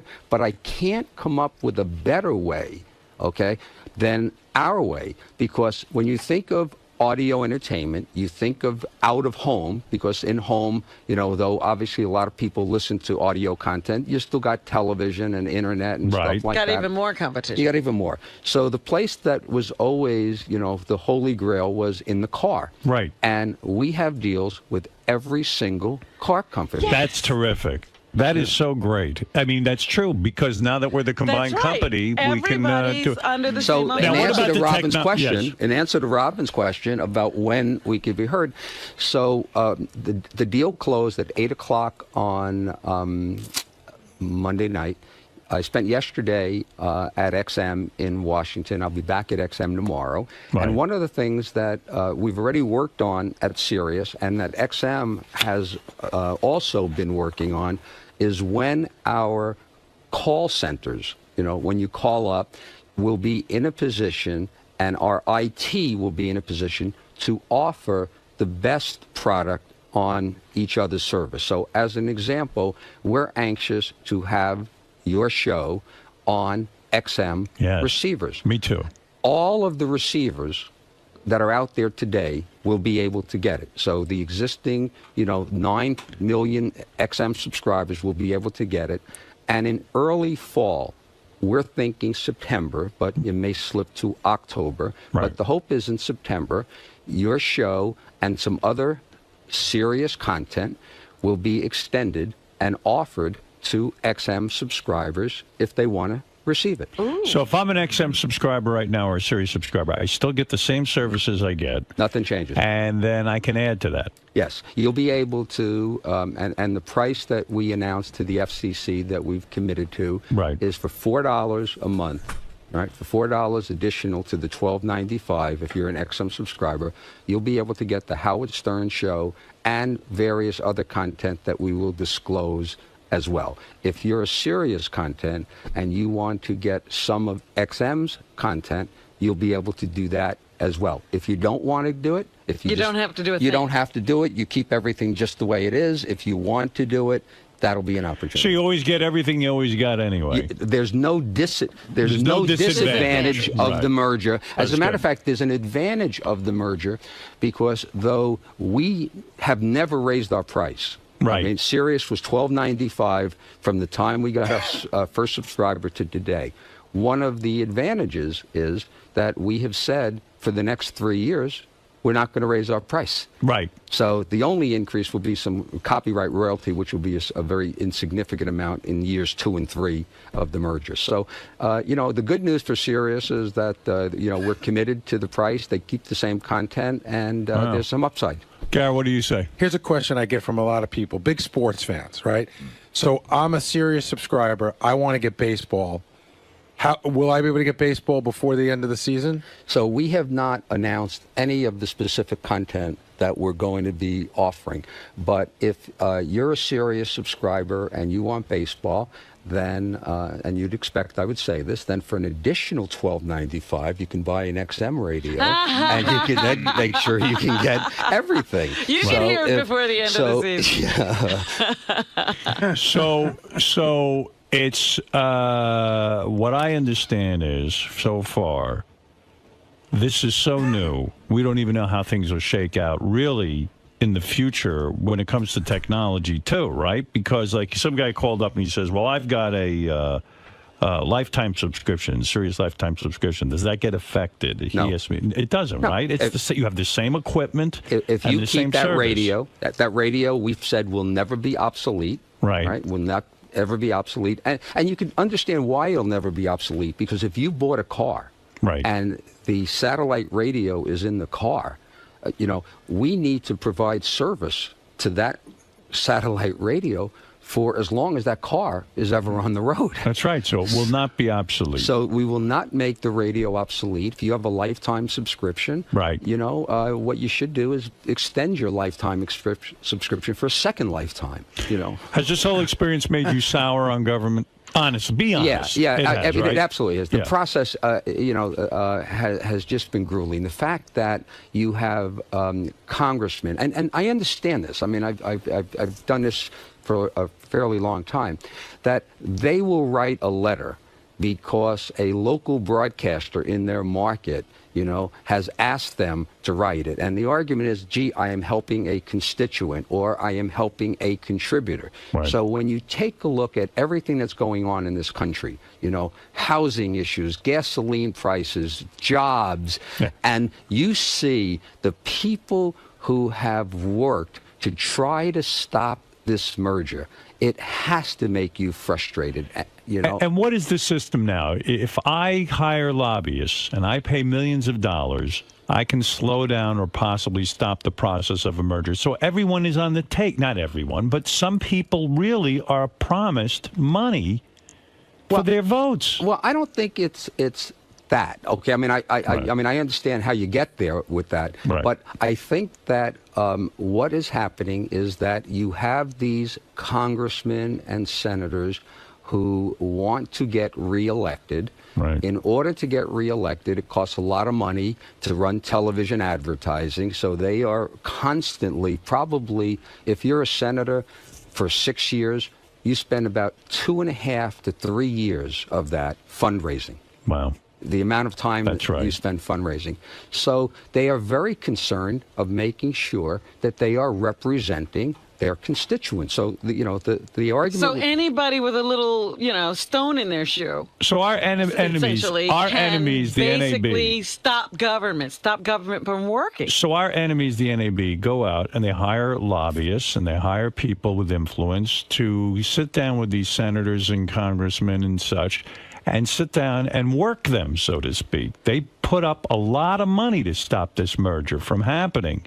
And they were successful in a sense. They were able to slow the process down. They were able to get people to drag their feet, right? But essentially, that's what the FCC was responding to when they would take a letter from one person in Florida and say, you know what, we have to investigate how it started. Right. So, yeah, I mean, I think this merger, you know, took a long time because there was such a controversy for whatever reason. Right. Some of the things, and it wasn't so much the government, some of the proposals that were made were outrageous because people game now the process because they know what you need to do. So they now know you need to get 3 out of the 5 votes. I was hoping to get 5-0, but winning 3-2 is the same as winning 5-0. You won. People put all kinds of things out there. So as an example, it was proposed that we be required in every radio we make to put in a competitor's radio. Right. So, and by the way, that we have to pay for putting in that competitor's radio. And I'm trying to think, this is America. How could somebody say that I have to put in, or we have to put in to our radios competitors' products? Yeah, wouldn't you love if terrestrial radio had to build in our receivers? And I asked that question. Right. And silence. Yeah. Then we had some people who are experienced in the FCC process and knowing this public interest standard is vague and said, we think you ought to give us 25% of your spectrum. Right. And we said, excuse me? Give you? So our shareholders are now expected to, as a gift to you, because it is in the public interest. I said, I didn't see Clear Channel when they created this large competitive company to us, sitting there giving up any stations. So yeah, why don't they donate a few stations to the public interest? That's what I thought. I mean, at this point, you know, there's it's sickening, they're isn't pretty it? big, yeah. So those would have all been deal breakers, I assume. And yeah, well, we wouldn't do it. Yeah, you wouldn't do that. As much as I wanted to do this merger, I needed to make sure that we were going to do the merger and we were going to be able to win after the merger. Because as I told you, we were going to win before the merger. Right, you didn't want to be disadvantaged. Yeah, to go backwards. I mean, so for the purpose of ego, right, to just sit there and say, we got a merger done, you know, hooray, hooray, you know, I'm moving on. That isn't the case, right? I'm here, and I'm going to stay here, and I wanted to get a merger done because the merger will make the company better than if it was... Was this the toughest thing you ever had to do in your career? Honestly. By far. That's it. As silly as that Even getting sounds. CBS and Viacom. Well, I mean, I must tell you, I did have one dinner with some of the Redstone. I think that was worse. But that was tough. Other than that one dinner, but this was hard. This was the hardest thing I've ever done in my career, and it never should have been, because it should have been easy. A piece of cake. You had two struggling companies, never made a dime. Either one never made a dime. Combined, we still have all terrestrial radio to compete with, you know. And why did it take the Department of Justice so long to decide? Because they had gotten such concerns, and there was a belief. So, you know, remember, EchoStar and DirecTV, right, you know, got turned down. So people said, well, gee, there's two satellite television companies, and they want to become one. In other words, they heard the word satellite, and they don't really have all that wherewithal, and they can't figure out that... Yeah, maybe no satellite should ever merge. Well, here's what they said. They said there are two satellite radio companies. Mr. Karmazin, would you believe that there are two satellite radio companies in the United States today? Right. Yes, sir. And after the merger, there's going to be one satellite radio company. Right. So this is a 2-to-1. This is a duopoly to become a monopoly. And the answer is, yes, there are two satellite radio companies, but forget that it's called satellite radio. We compete with iPods. We compete with other technology. We're part of a bigger market. So it took the Justice Department, which was a very unpolitical process, by the way, a long time, because they went to auto partners, they went to content, they did their research. Howard, I don't know if they spoke to you. I know they spoke with your agent, and they spent a good amount of time to say, is this going to be a monopoly? And the answer would be, so as an example, when it came to Howard, the sense was, Howard, you had two satellite radio companies interested in you before you came here. Right. Now, if the merger happens, there's only going to be one satellite radio company. Aren't you sitting there concerned about that? And your agent or you, whoever spoke to him, would say, I came from terrestrial radio. Right. There's competition.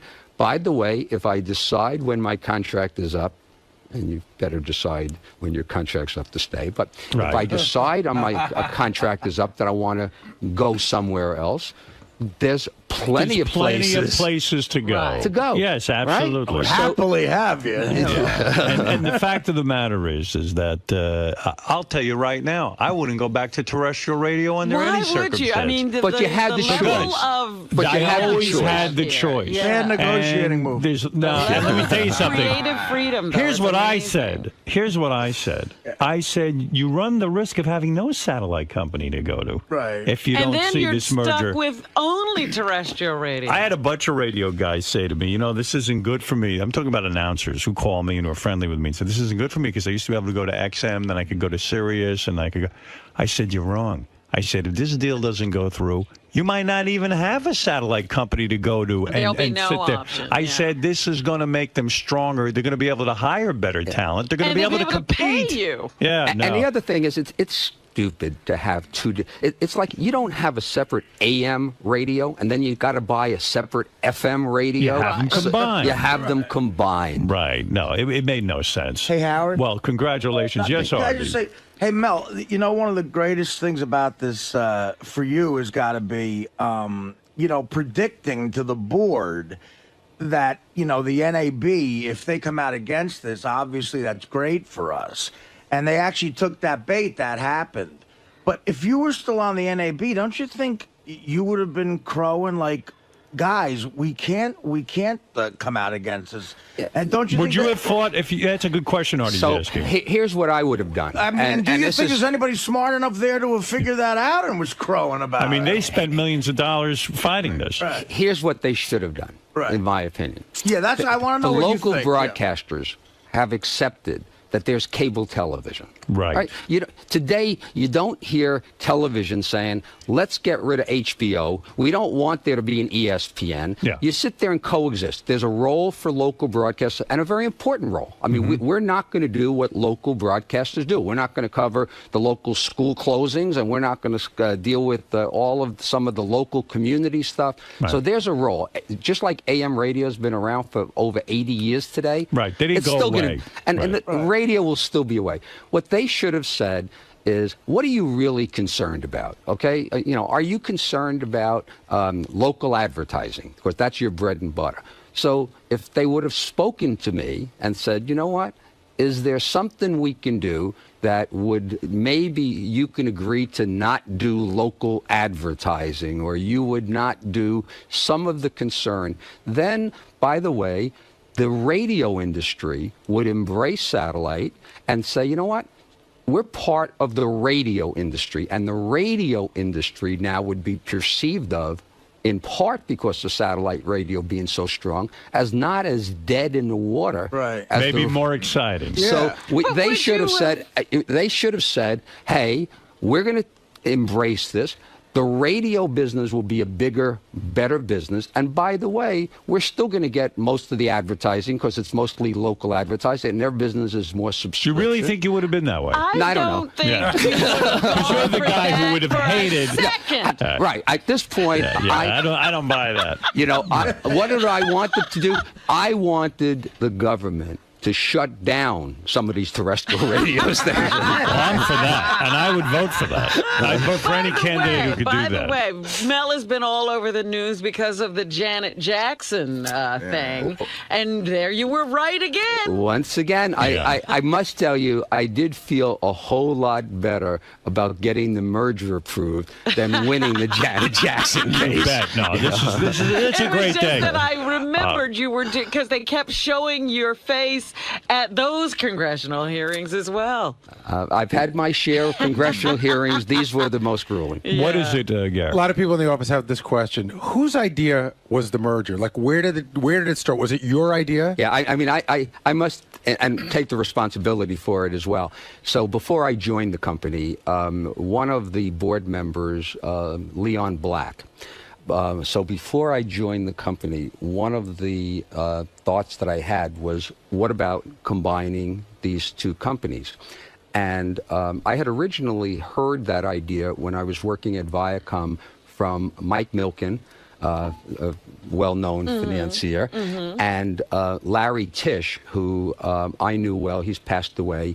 They wanted me to leave Viacom and to join. This is before you did it, and it wouldn't have been a success because of what you did to satellite radio, that they wanted me to join the company for the purpose of putting it together. So before I joined the company, I spent a good amount of time trying to understand what has been going on, and have been working on it for that long.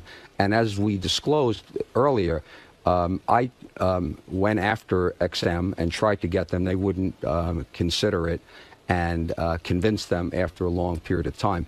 But, I mean, the final piece, just to see where it is, when you got here, we talked about there was 600,000 subscribers. Right. Today, almost 20 million subscribers. That's amazing. When you got here in 2000, when you announced, so it was before you even got here, the revenue was $67 million. Sirius's total sales, $67 million. And today, as I said, $2.2 billion. Wow. A lot of growth. That is really fantastic. And I believe there's a great future ahead for satellite radio. I more than anyone predicts, and I am pretty good with radio stuff. Well, you know what? I was asking the other day, Tim Sabian once told us about the rate of sales of satellite radio. And is the growth still that... Well, people, car companies are slowing down, but they're still selling a lot of cars, and satellite radio is going there. And I think that once the confusion of the merger is out of the place, I think that aftermarket, I think these better products, that we'll be able to create where you can get the Howard Stern on XM, I think that's going to help. I think the churn, where people disconnect, will go down because the product will be better. So, I mean, I think that there's a lot of good things, a lot of You did risks, a fabulous job. You should be congratulated and really proud of yourself. Well, I mean, that's it's a tremendous accomplishment. advertising campaign. Howard Stern on XM. And the whole team, by the way, there was just a tremendous There's team. an amazing group of people who really hung in there, and this is tough. And I mean, I felt for Mel going down there and testifying over and over again. I knew it was a bunch of bullshit. That was the problem, yeah. Dominic, you're on the air. Go ahead, Dominic. Congratulations, Mel. Thanks, Dominic. Politically, I think that this is like the internet.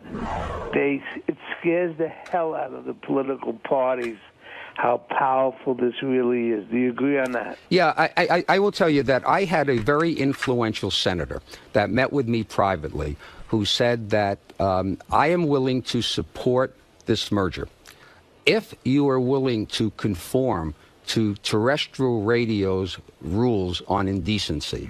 Wow. Okay. Wow. And you know my answer on that, right? So what they are deal breakers. You know, in my opinion, I don't believe that we do anything indecent at all. I think we do funny and stuff like that. So, and this Janet Jackson thing, you know, everybody thought, Can oh my you God. imagine in a private pay service?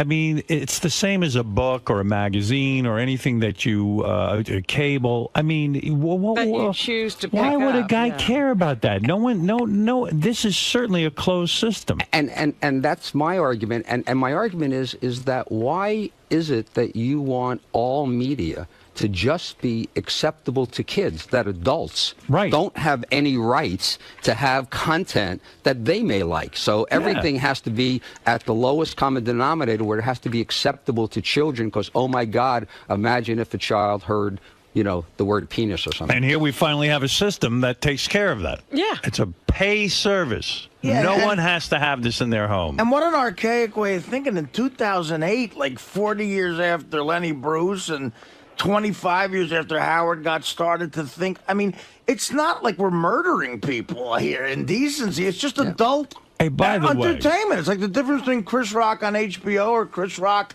hosting the Oscars. What's funnier? Maybe the most important question in all this is, how does all of this affect Cousin Brucey? What's going to happen with him? So Cousin Brucey will have a bigger platform for people to be able to hear his extraordinary shows. And I've been a Cousin Brucey fan since growing up. A part of the package that you can get? Well, we haven't had a lot of discussions on it, but I can't imagine why XM subscribers would not want to hear Cousin Brucey. Are you saying Are you saying the XM subscribers represent more cousins? That's right. It's a bigger family. And the XMers, XMers are officially cousins now, is what you're saying. We are now together. I am, you know, as of yesterday, I had a town hall there. Yes. I'm going to have one here today at 10:30 in New York. Have you spoken with Oprah? I have not spoken to Oprah, but Oprah had sent regards to... I love Oprah, and I've not seen her in ages, but... does Oprah want to meet with me now that we're on the same thing? Let me write that down. When I do speak to Oprah, I will ask her... Somebody told me there was going to be a joint press conference. You know what would be great? I said that, and somebody picked up on it and said they couldn't wait for the joint press conference. One of the bad about the internet, right? I mean, the internet's phenomenal, right? Is that all over the internet was people are asking now, when is the Howard Stern Oprah press conference? I know. And you want to know something? What a great promotion that would be. Oh, my goodness. Can you imagine? And it's only available on satellite. I am volunteering for this right now. Mel, if Howard decides to stay, and you said, I think, $2 billion in sales now, by then it'll probably be $5 billion. Will you have to give Howard the entire county of Staten Island? Well, no. I would Mel say would never give me the entire county of Staten Island. So here's the negotiation with Howard. Yes. What are you, crazy? We have a monopoly. Where are you going to go? You've ruined your reputation with terrestrial radio. You have nowhere to go. Yeah, Howard, you know man what? Always gets me in the end. Back in I guess 85. Yeah. I got to tell you, I've been through a lot of negotiations with Mel. It's not easy. It's not easy at all. I will put this offer on the table, okay, because of this monopoly we now have. I will give you what we gave you in 85. Oh, excellent. Thank you, Mel. As a matter of fact, you know, there was one time I was going through a negotiation with Mel when we were at K-Rock, and I turned to Mel, and this is just how stupid I am. I said, Mel, you should treat me like you would treat your own son. And Mel looked at me like I'm out of my fucking mind. Because I'm not his son. Right. And this is how I view the world. With that. And when I went to a psychiatrist, it was one of the first things they ever brought up. And the psychiatrist looked at me and said, you're going to need a lot of psychiatry. He goes, the guy's not your father. He said, you end up thinking everyone's going to be your father and take care of you. You are so bizarre because my son says to me, why can't you treat me like you treat Howard? Give me that kind of money. I've got to talk to that guy. Don Buchwald. What is that, Dominic? Don Buchwald, the greatest agent in the world, will only want you to be treated as well as Mel's dog. Well, thank you, Dominic. That's very true. Well, Mel, this is a great day. You know, the one thing, you know, like, it is on everybody's mind, though, is will all of the programming one day be the same, or will there always be two separate sets of programming? So there's probably a closer situation. So, you know, logically, if they have a country music channel that might be better than our country music channel, we'd want to give our subscribers the best. Right. So there probably will be a morphing to try to give both services the best service, but there will always be the two services because of what I mentioned to you about the cars. Our satellites can't go to the XM radios and XM satellites, so we're going to have to continue to operate two separate operations. We're going to continue to have... But don't you think eventually you'll be able to build a radio that can receive Sirius and XM? Yeah, we have that radio, and we'll have that in the market soon. But that is still going to require that there be these General Motors radios that are in the car. So it's for at least 10, 12 more years, there's for sure going to be the two services. Closer together maybe on programming, but two distinct services. Longer term, I think it's 2015 or 2018, we can launch new satellites. And then when we launch new satellites, then it will be able to get to both radios, and then we can, but that's a long way off. That's a long way off. That's great. In the meantime, I have things to do to make this work. So the easy part, believe it or not, I've been telling people, the easy part is over because doing the deal is supposed to be easy. Now you got to make it work. And what about Riley Martin? How will this affect him? Have you negotiated with him? You know, one of the thoughts coming in here was whether or not I should tell the truth about the revenue of the company. Because I knew the impact would be on Riley Martin. When Riley hears you're making $262 billion, it's going to drive him absolutely insane. In fact, I'll play you later in the show, not while Mel is here. Riley did call. Oh, yeah? I mean, Riley on his show said, I will play you tape, he's very upset that Mel didn't mention him at the press conference. You're kidding. That's right. And he's not kidding. He's not kidding.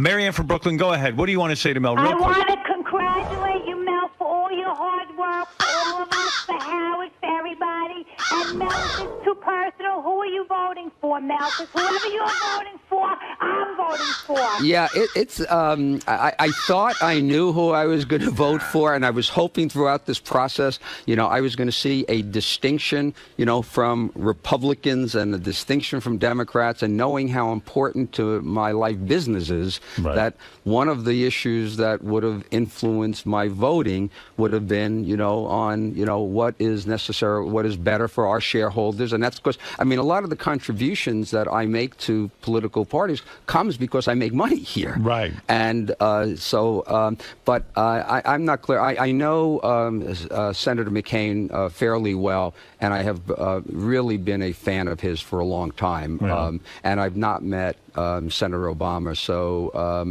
at this point, I haven't made any decision. Up for grabs. You don't know yet. I could Are be, you waiting for the debate? I think I'm waiting till I probably close that, curtain. So and this make the vote. FCC process, you were hoping that maybe you'd have some clarity about how you felt about either party, but you're saying, I would think you would have favored the Republicans in this because at least they approved the merger on the FCC. I absolutely do. I mean, the vote was 3-2, and the 3 votes who approved it were Republicans.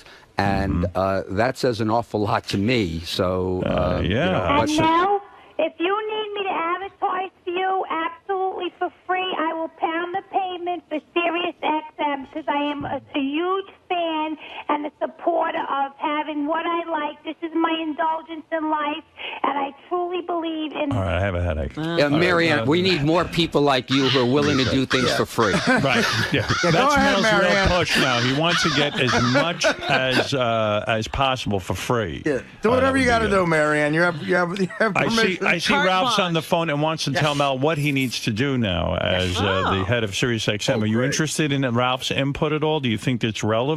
I feel the same about Ralph's input as I always have. Okay, good. Ralph, go ahead. What should he wear at the press conference, Ralph? So good. Hey, Mel really is in another world when he's waiting to talk to the candidates to decide who he's going to vote for. Right. He's really risen. I knew him when he had no access. Now all of a sudden he's hanging out with... I love that. Yes. All right, Mel, there's 2 problems here, and take this seriously. First of all, my friend went to buy 2 different cars, a Hummer and a BMW. When he got the Hummer, they didn't even tell him that he had XM in it. He had to read the owner's manual. The BMW, he got the BMW. He ordered it. He gets the BMW. He goes, well, where's the Sirius? He goes, oh, you wanted that? You needed to order it. You should have asked us, and it's going to cost you $500 now. So these car companies got to get on board, first of all. Right. Ralph, I think for the first time I'm going to say, you've raised a good point, and I think the good news is it just shows you how successful satellite radio has been, and there's still so much work that has to be done to really execute perfectly. And a lot of the stuff is beyond our hands. When you go to Best Buy or one of the retail stores, they have a fair turnover of salespeople, and you ask them a question, which service has Howard Stern? And I do that all the time, just go in as a customer. It's amazing how frequently they don't get it right. Yeah, they'll say XM, and they don't get it. And Ralph is right. It's true. And everyone I meet, but everyone I meet has an idea on how to improve satellite radio and improve sales and this and that. The other thing, there is Mel's right. There's a tremendous amount of work to be done. I mean, how do you get a guy who works at a car dealership to understand that, hey, customer walks in about it, do you want satellite radio? This is a feature that we offer. This is that. I mean, how do you do that? I bought a car the other day. I work in satellite radio. They know I work in satellite radio. They forgot to put the satellite in the car. It's ridiculous. I bought a car just honestly for the purpose, of I didn't have a satellite radio in one of my cars, so I figured I need to have it in all my cars, so I bought a car just to go through the experience. Process, Right. It is frustrating because they want to sell cars. Right. They don't look to sell when they radios. think that the car is $30,000, it's $40,000, it's $100,000, they're not focused on this low-priced item. So we have some programs. We're going to work on it. We'll get better as time goes on, but it's a real issue. Ralph, the other problem, Mel, is this equipment.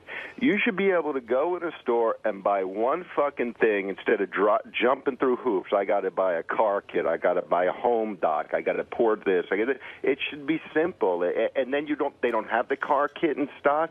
It's so frustrating. And that's if you can get this stuff sometimes. Ralph, now that the merger's done, and now I don't have to testify for hearings, I will work in my basement on getting these radio Well, I've actually been doing that. Would you consider using Ralph as a consultant in any of this? Is there any value in his opinions?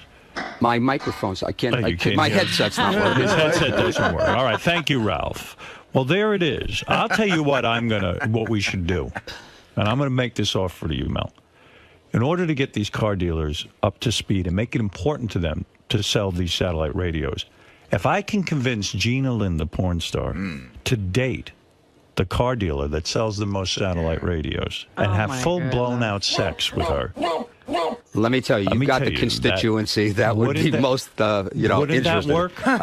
Based on the car dealers that I know, that could work, but I can't be involved. You can't be involved. Can't go out and sell that. I mean, isn't that really where it's at? I think Sex and they money. usually use money as an incentive. I think that's it. Listen, Mel, I've taken up enough of your time. Yeah, get to work. I need to deal with the stock. I mean, that's the issue now. You need to deal with the stock. I think people are impressed with what you have done. I know I am. Thank you. I am special, but this seems to make you even more special, which is terrific. I am very grateful that you did this, because I'm going to tell you, I could never have predicted that 2.5 years ago when I signed up with the company, actually 3.5 years I signed, I said satellite radio will be big. And I really felt that it would take off, and I think it is the future of radio. But I never would have thought in 2.5 years the companies would merge. And by the way, in my opinion, and I'm not blowing smoke, but for you, it wouldn't have happened. Right. Because I think the only way it happened was that Sirius became a good competitor to XM, because XM was bigger. And had Sirius not been equal to XM, we could not have gotten that done. Will we go down in history together, Mel, you and I, for some of the accomplishments we've had? Now, I'm going back to the terrestrial radio days. It seems every time that we've gotten together, huge successes have happened. True or false? You will go down in history. What about you?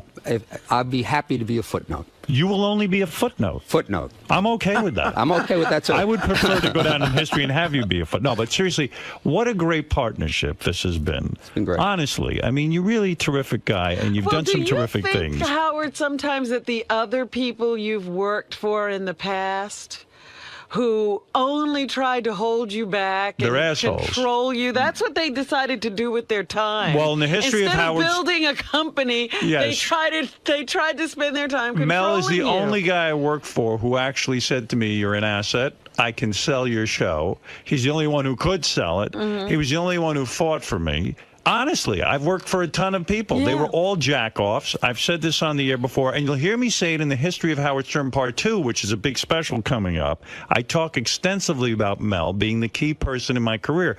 You can't have my kind of career if you don't have somebody backing you up. Right. But and Mel always backed me up. For full disclosure, in the History of Howard Stern Part 2, which I was interviewed for, I tell the story about how you wanted to be syndicated into more markets than I wanted to do it. That's true. And you and Don convinced me to do it against my better judgment at that time. So I talk in about fairness, stuff like that, but the bottom line is we always figured stuff out together and moved forward and moved ahead. And my point is, you were always Howard.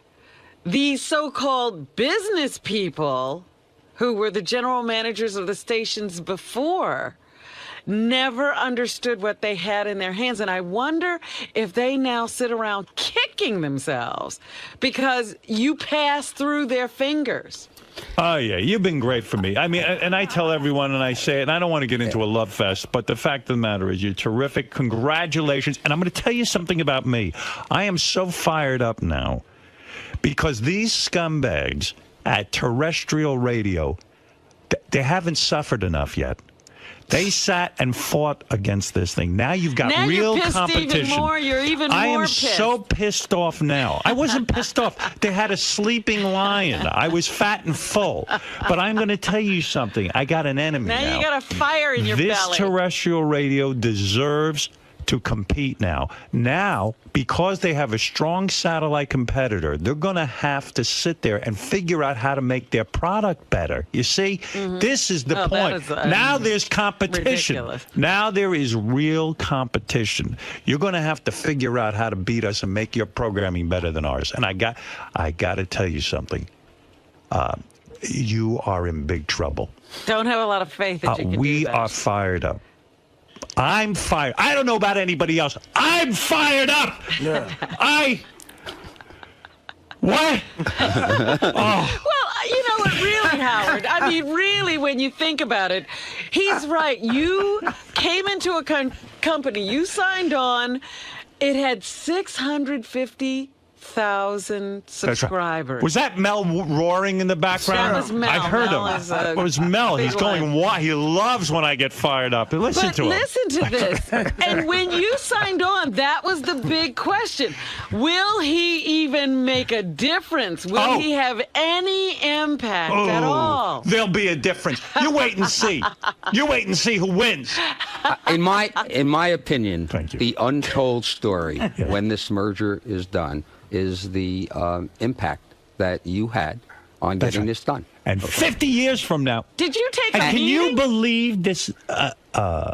What is it called? A museum of broadcasting, or what? The Hall of Fame. So-called Broadcasting Hall of Fame. How could you have a Broadcasting Hall of Fame and I'm not in it? Some reverend they put in there. For the record, I don't care, by the way. 4 years ago, I was inducted. That's right. Rightly so. Even you.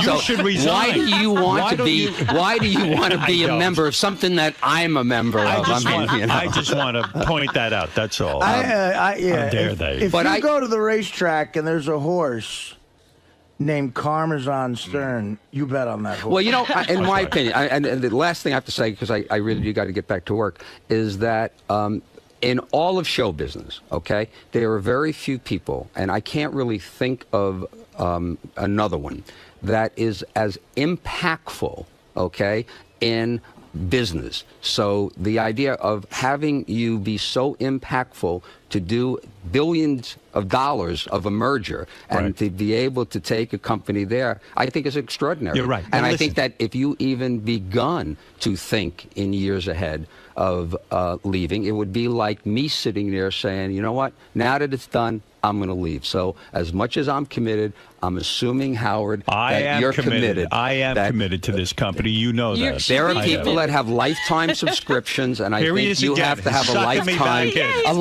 You need a lifetime contract. If I loved my fans and this company, I would be here forever. Let me tell you something. You're absolutely right. Your legacy is not cemented yet. Maybe if you stayed a little while. Admit it, Mel. That shithead Imus, he couldn't bring over 3 people to satellite radio. Maybe if you committed longer, you would one day get inducted into that Hall of Fame. And I'll do. If I have to buy the Hall of Fame, I will buy the Hall of Fame. He always sucks me in. Let me tell you what I'm doing. I am commissioning a statue of Mel for this studio. I am going to get a top artist. And Gary will roll it in here, and you will have an honorary place here in this studio. I have not done that for anyone. It's impressive. And you will have your statue, and wait till you see it. Quickly, Gary, order me a bust. All right, listen, Mel, applause. Yes. Congratulations and kudos. You have done it, my friend. Thank you. And you, aside from being a dog lover, are a people lover and committed to this company, and I admire your accomplishment. I love what you've done. Congratulations. And for the government to make you wait 18 months, and to make all of us wait 18 months, was a sin, but you got it done. And again, you're a winner. You're not a loser.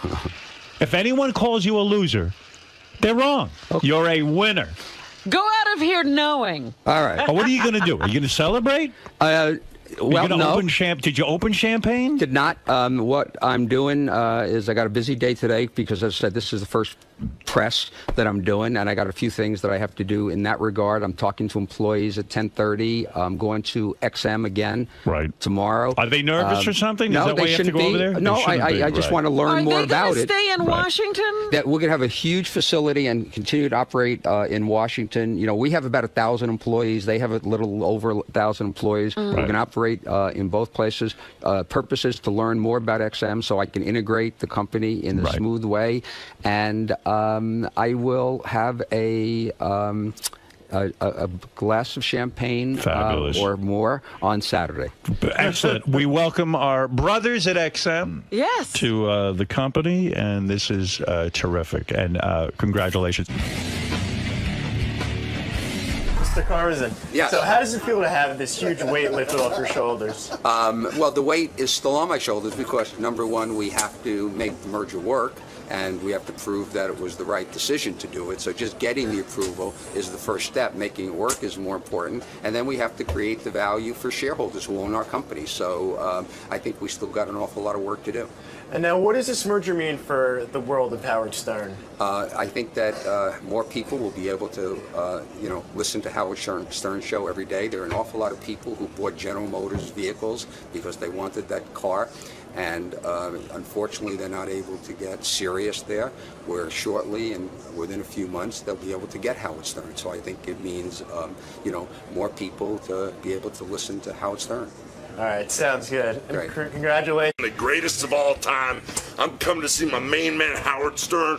We're going to talk straight talk, get it right, get it real, talk about HulkHogan.com, my energy granules, about the wife that's running crazy with a 19-year-old, the 50-year-old wife that's going nuts with a 19-year-old.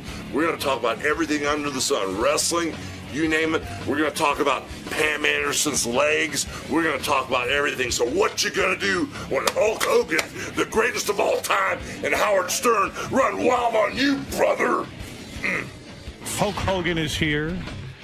See Hulk on American Gladiators Monday nights at 8 o'clock on NBC. Yes, he's hosting that with Layla Ali, I think.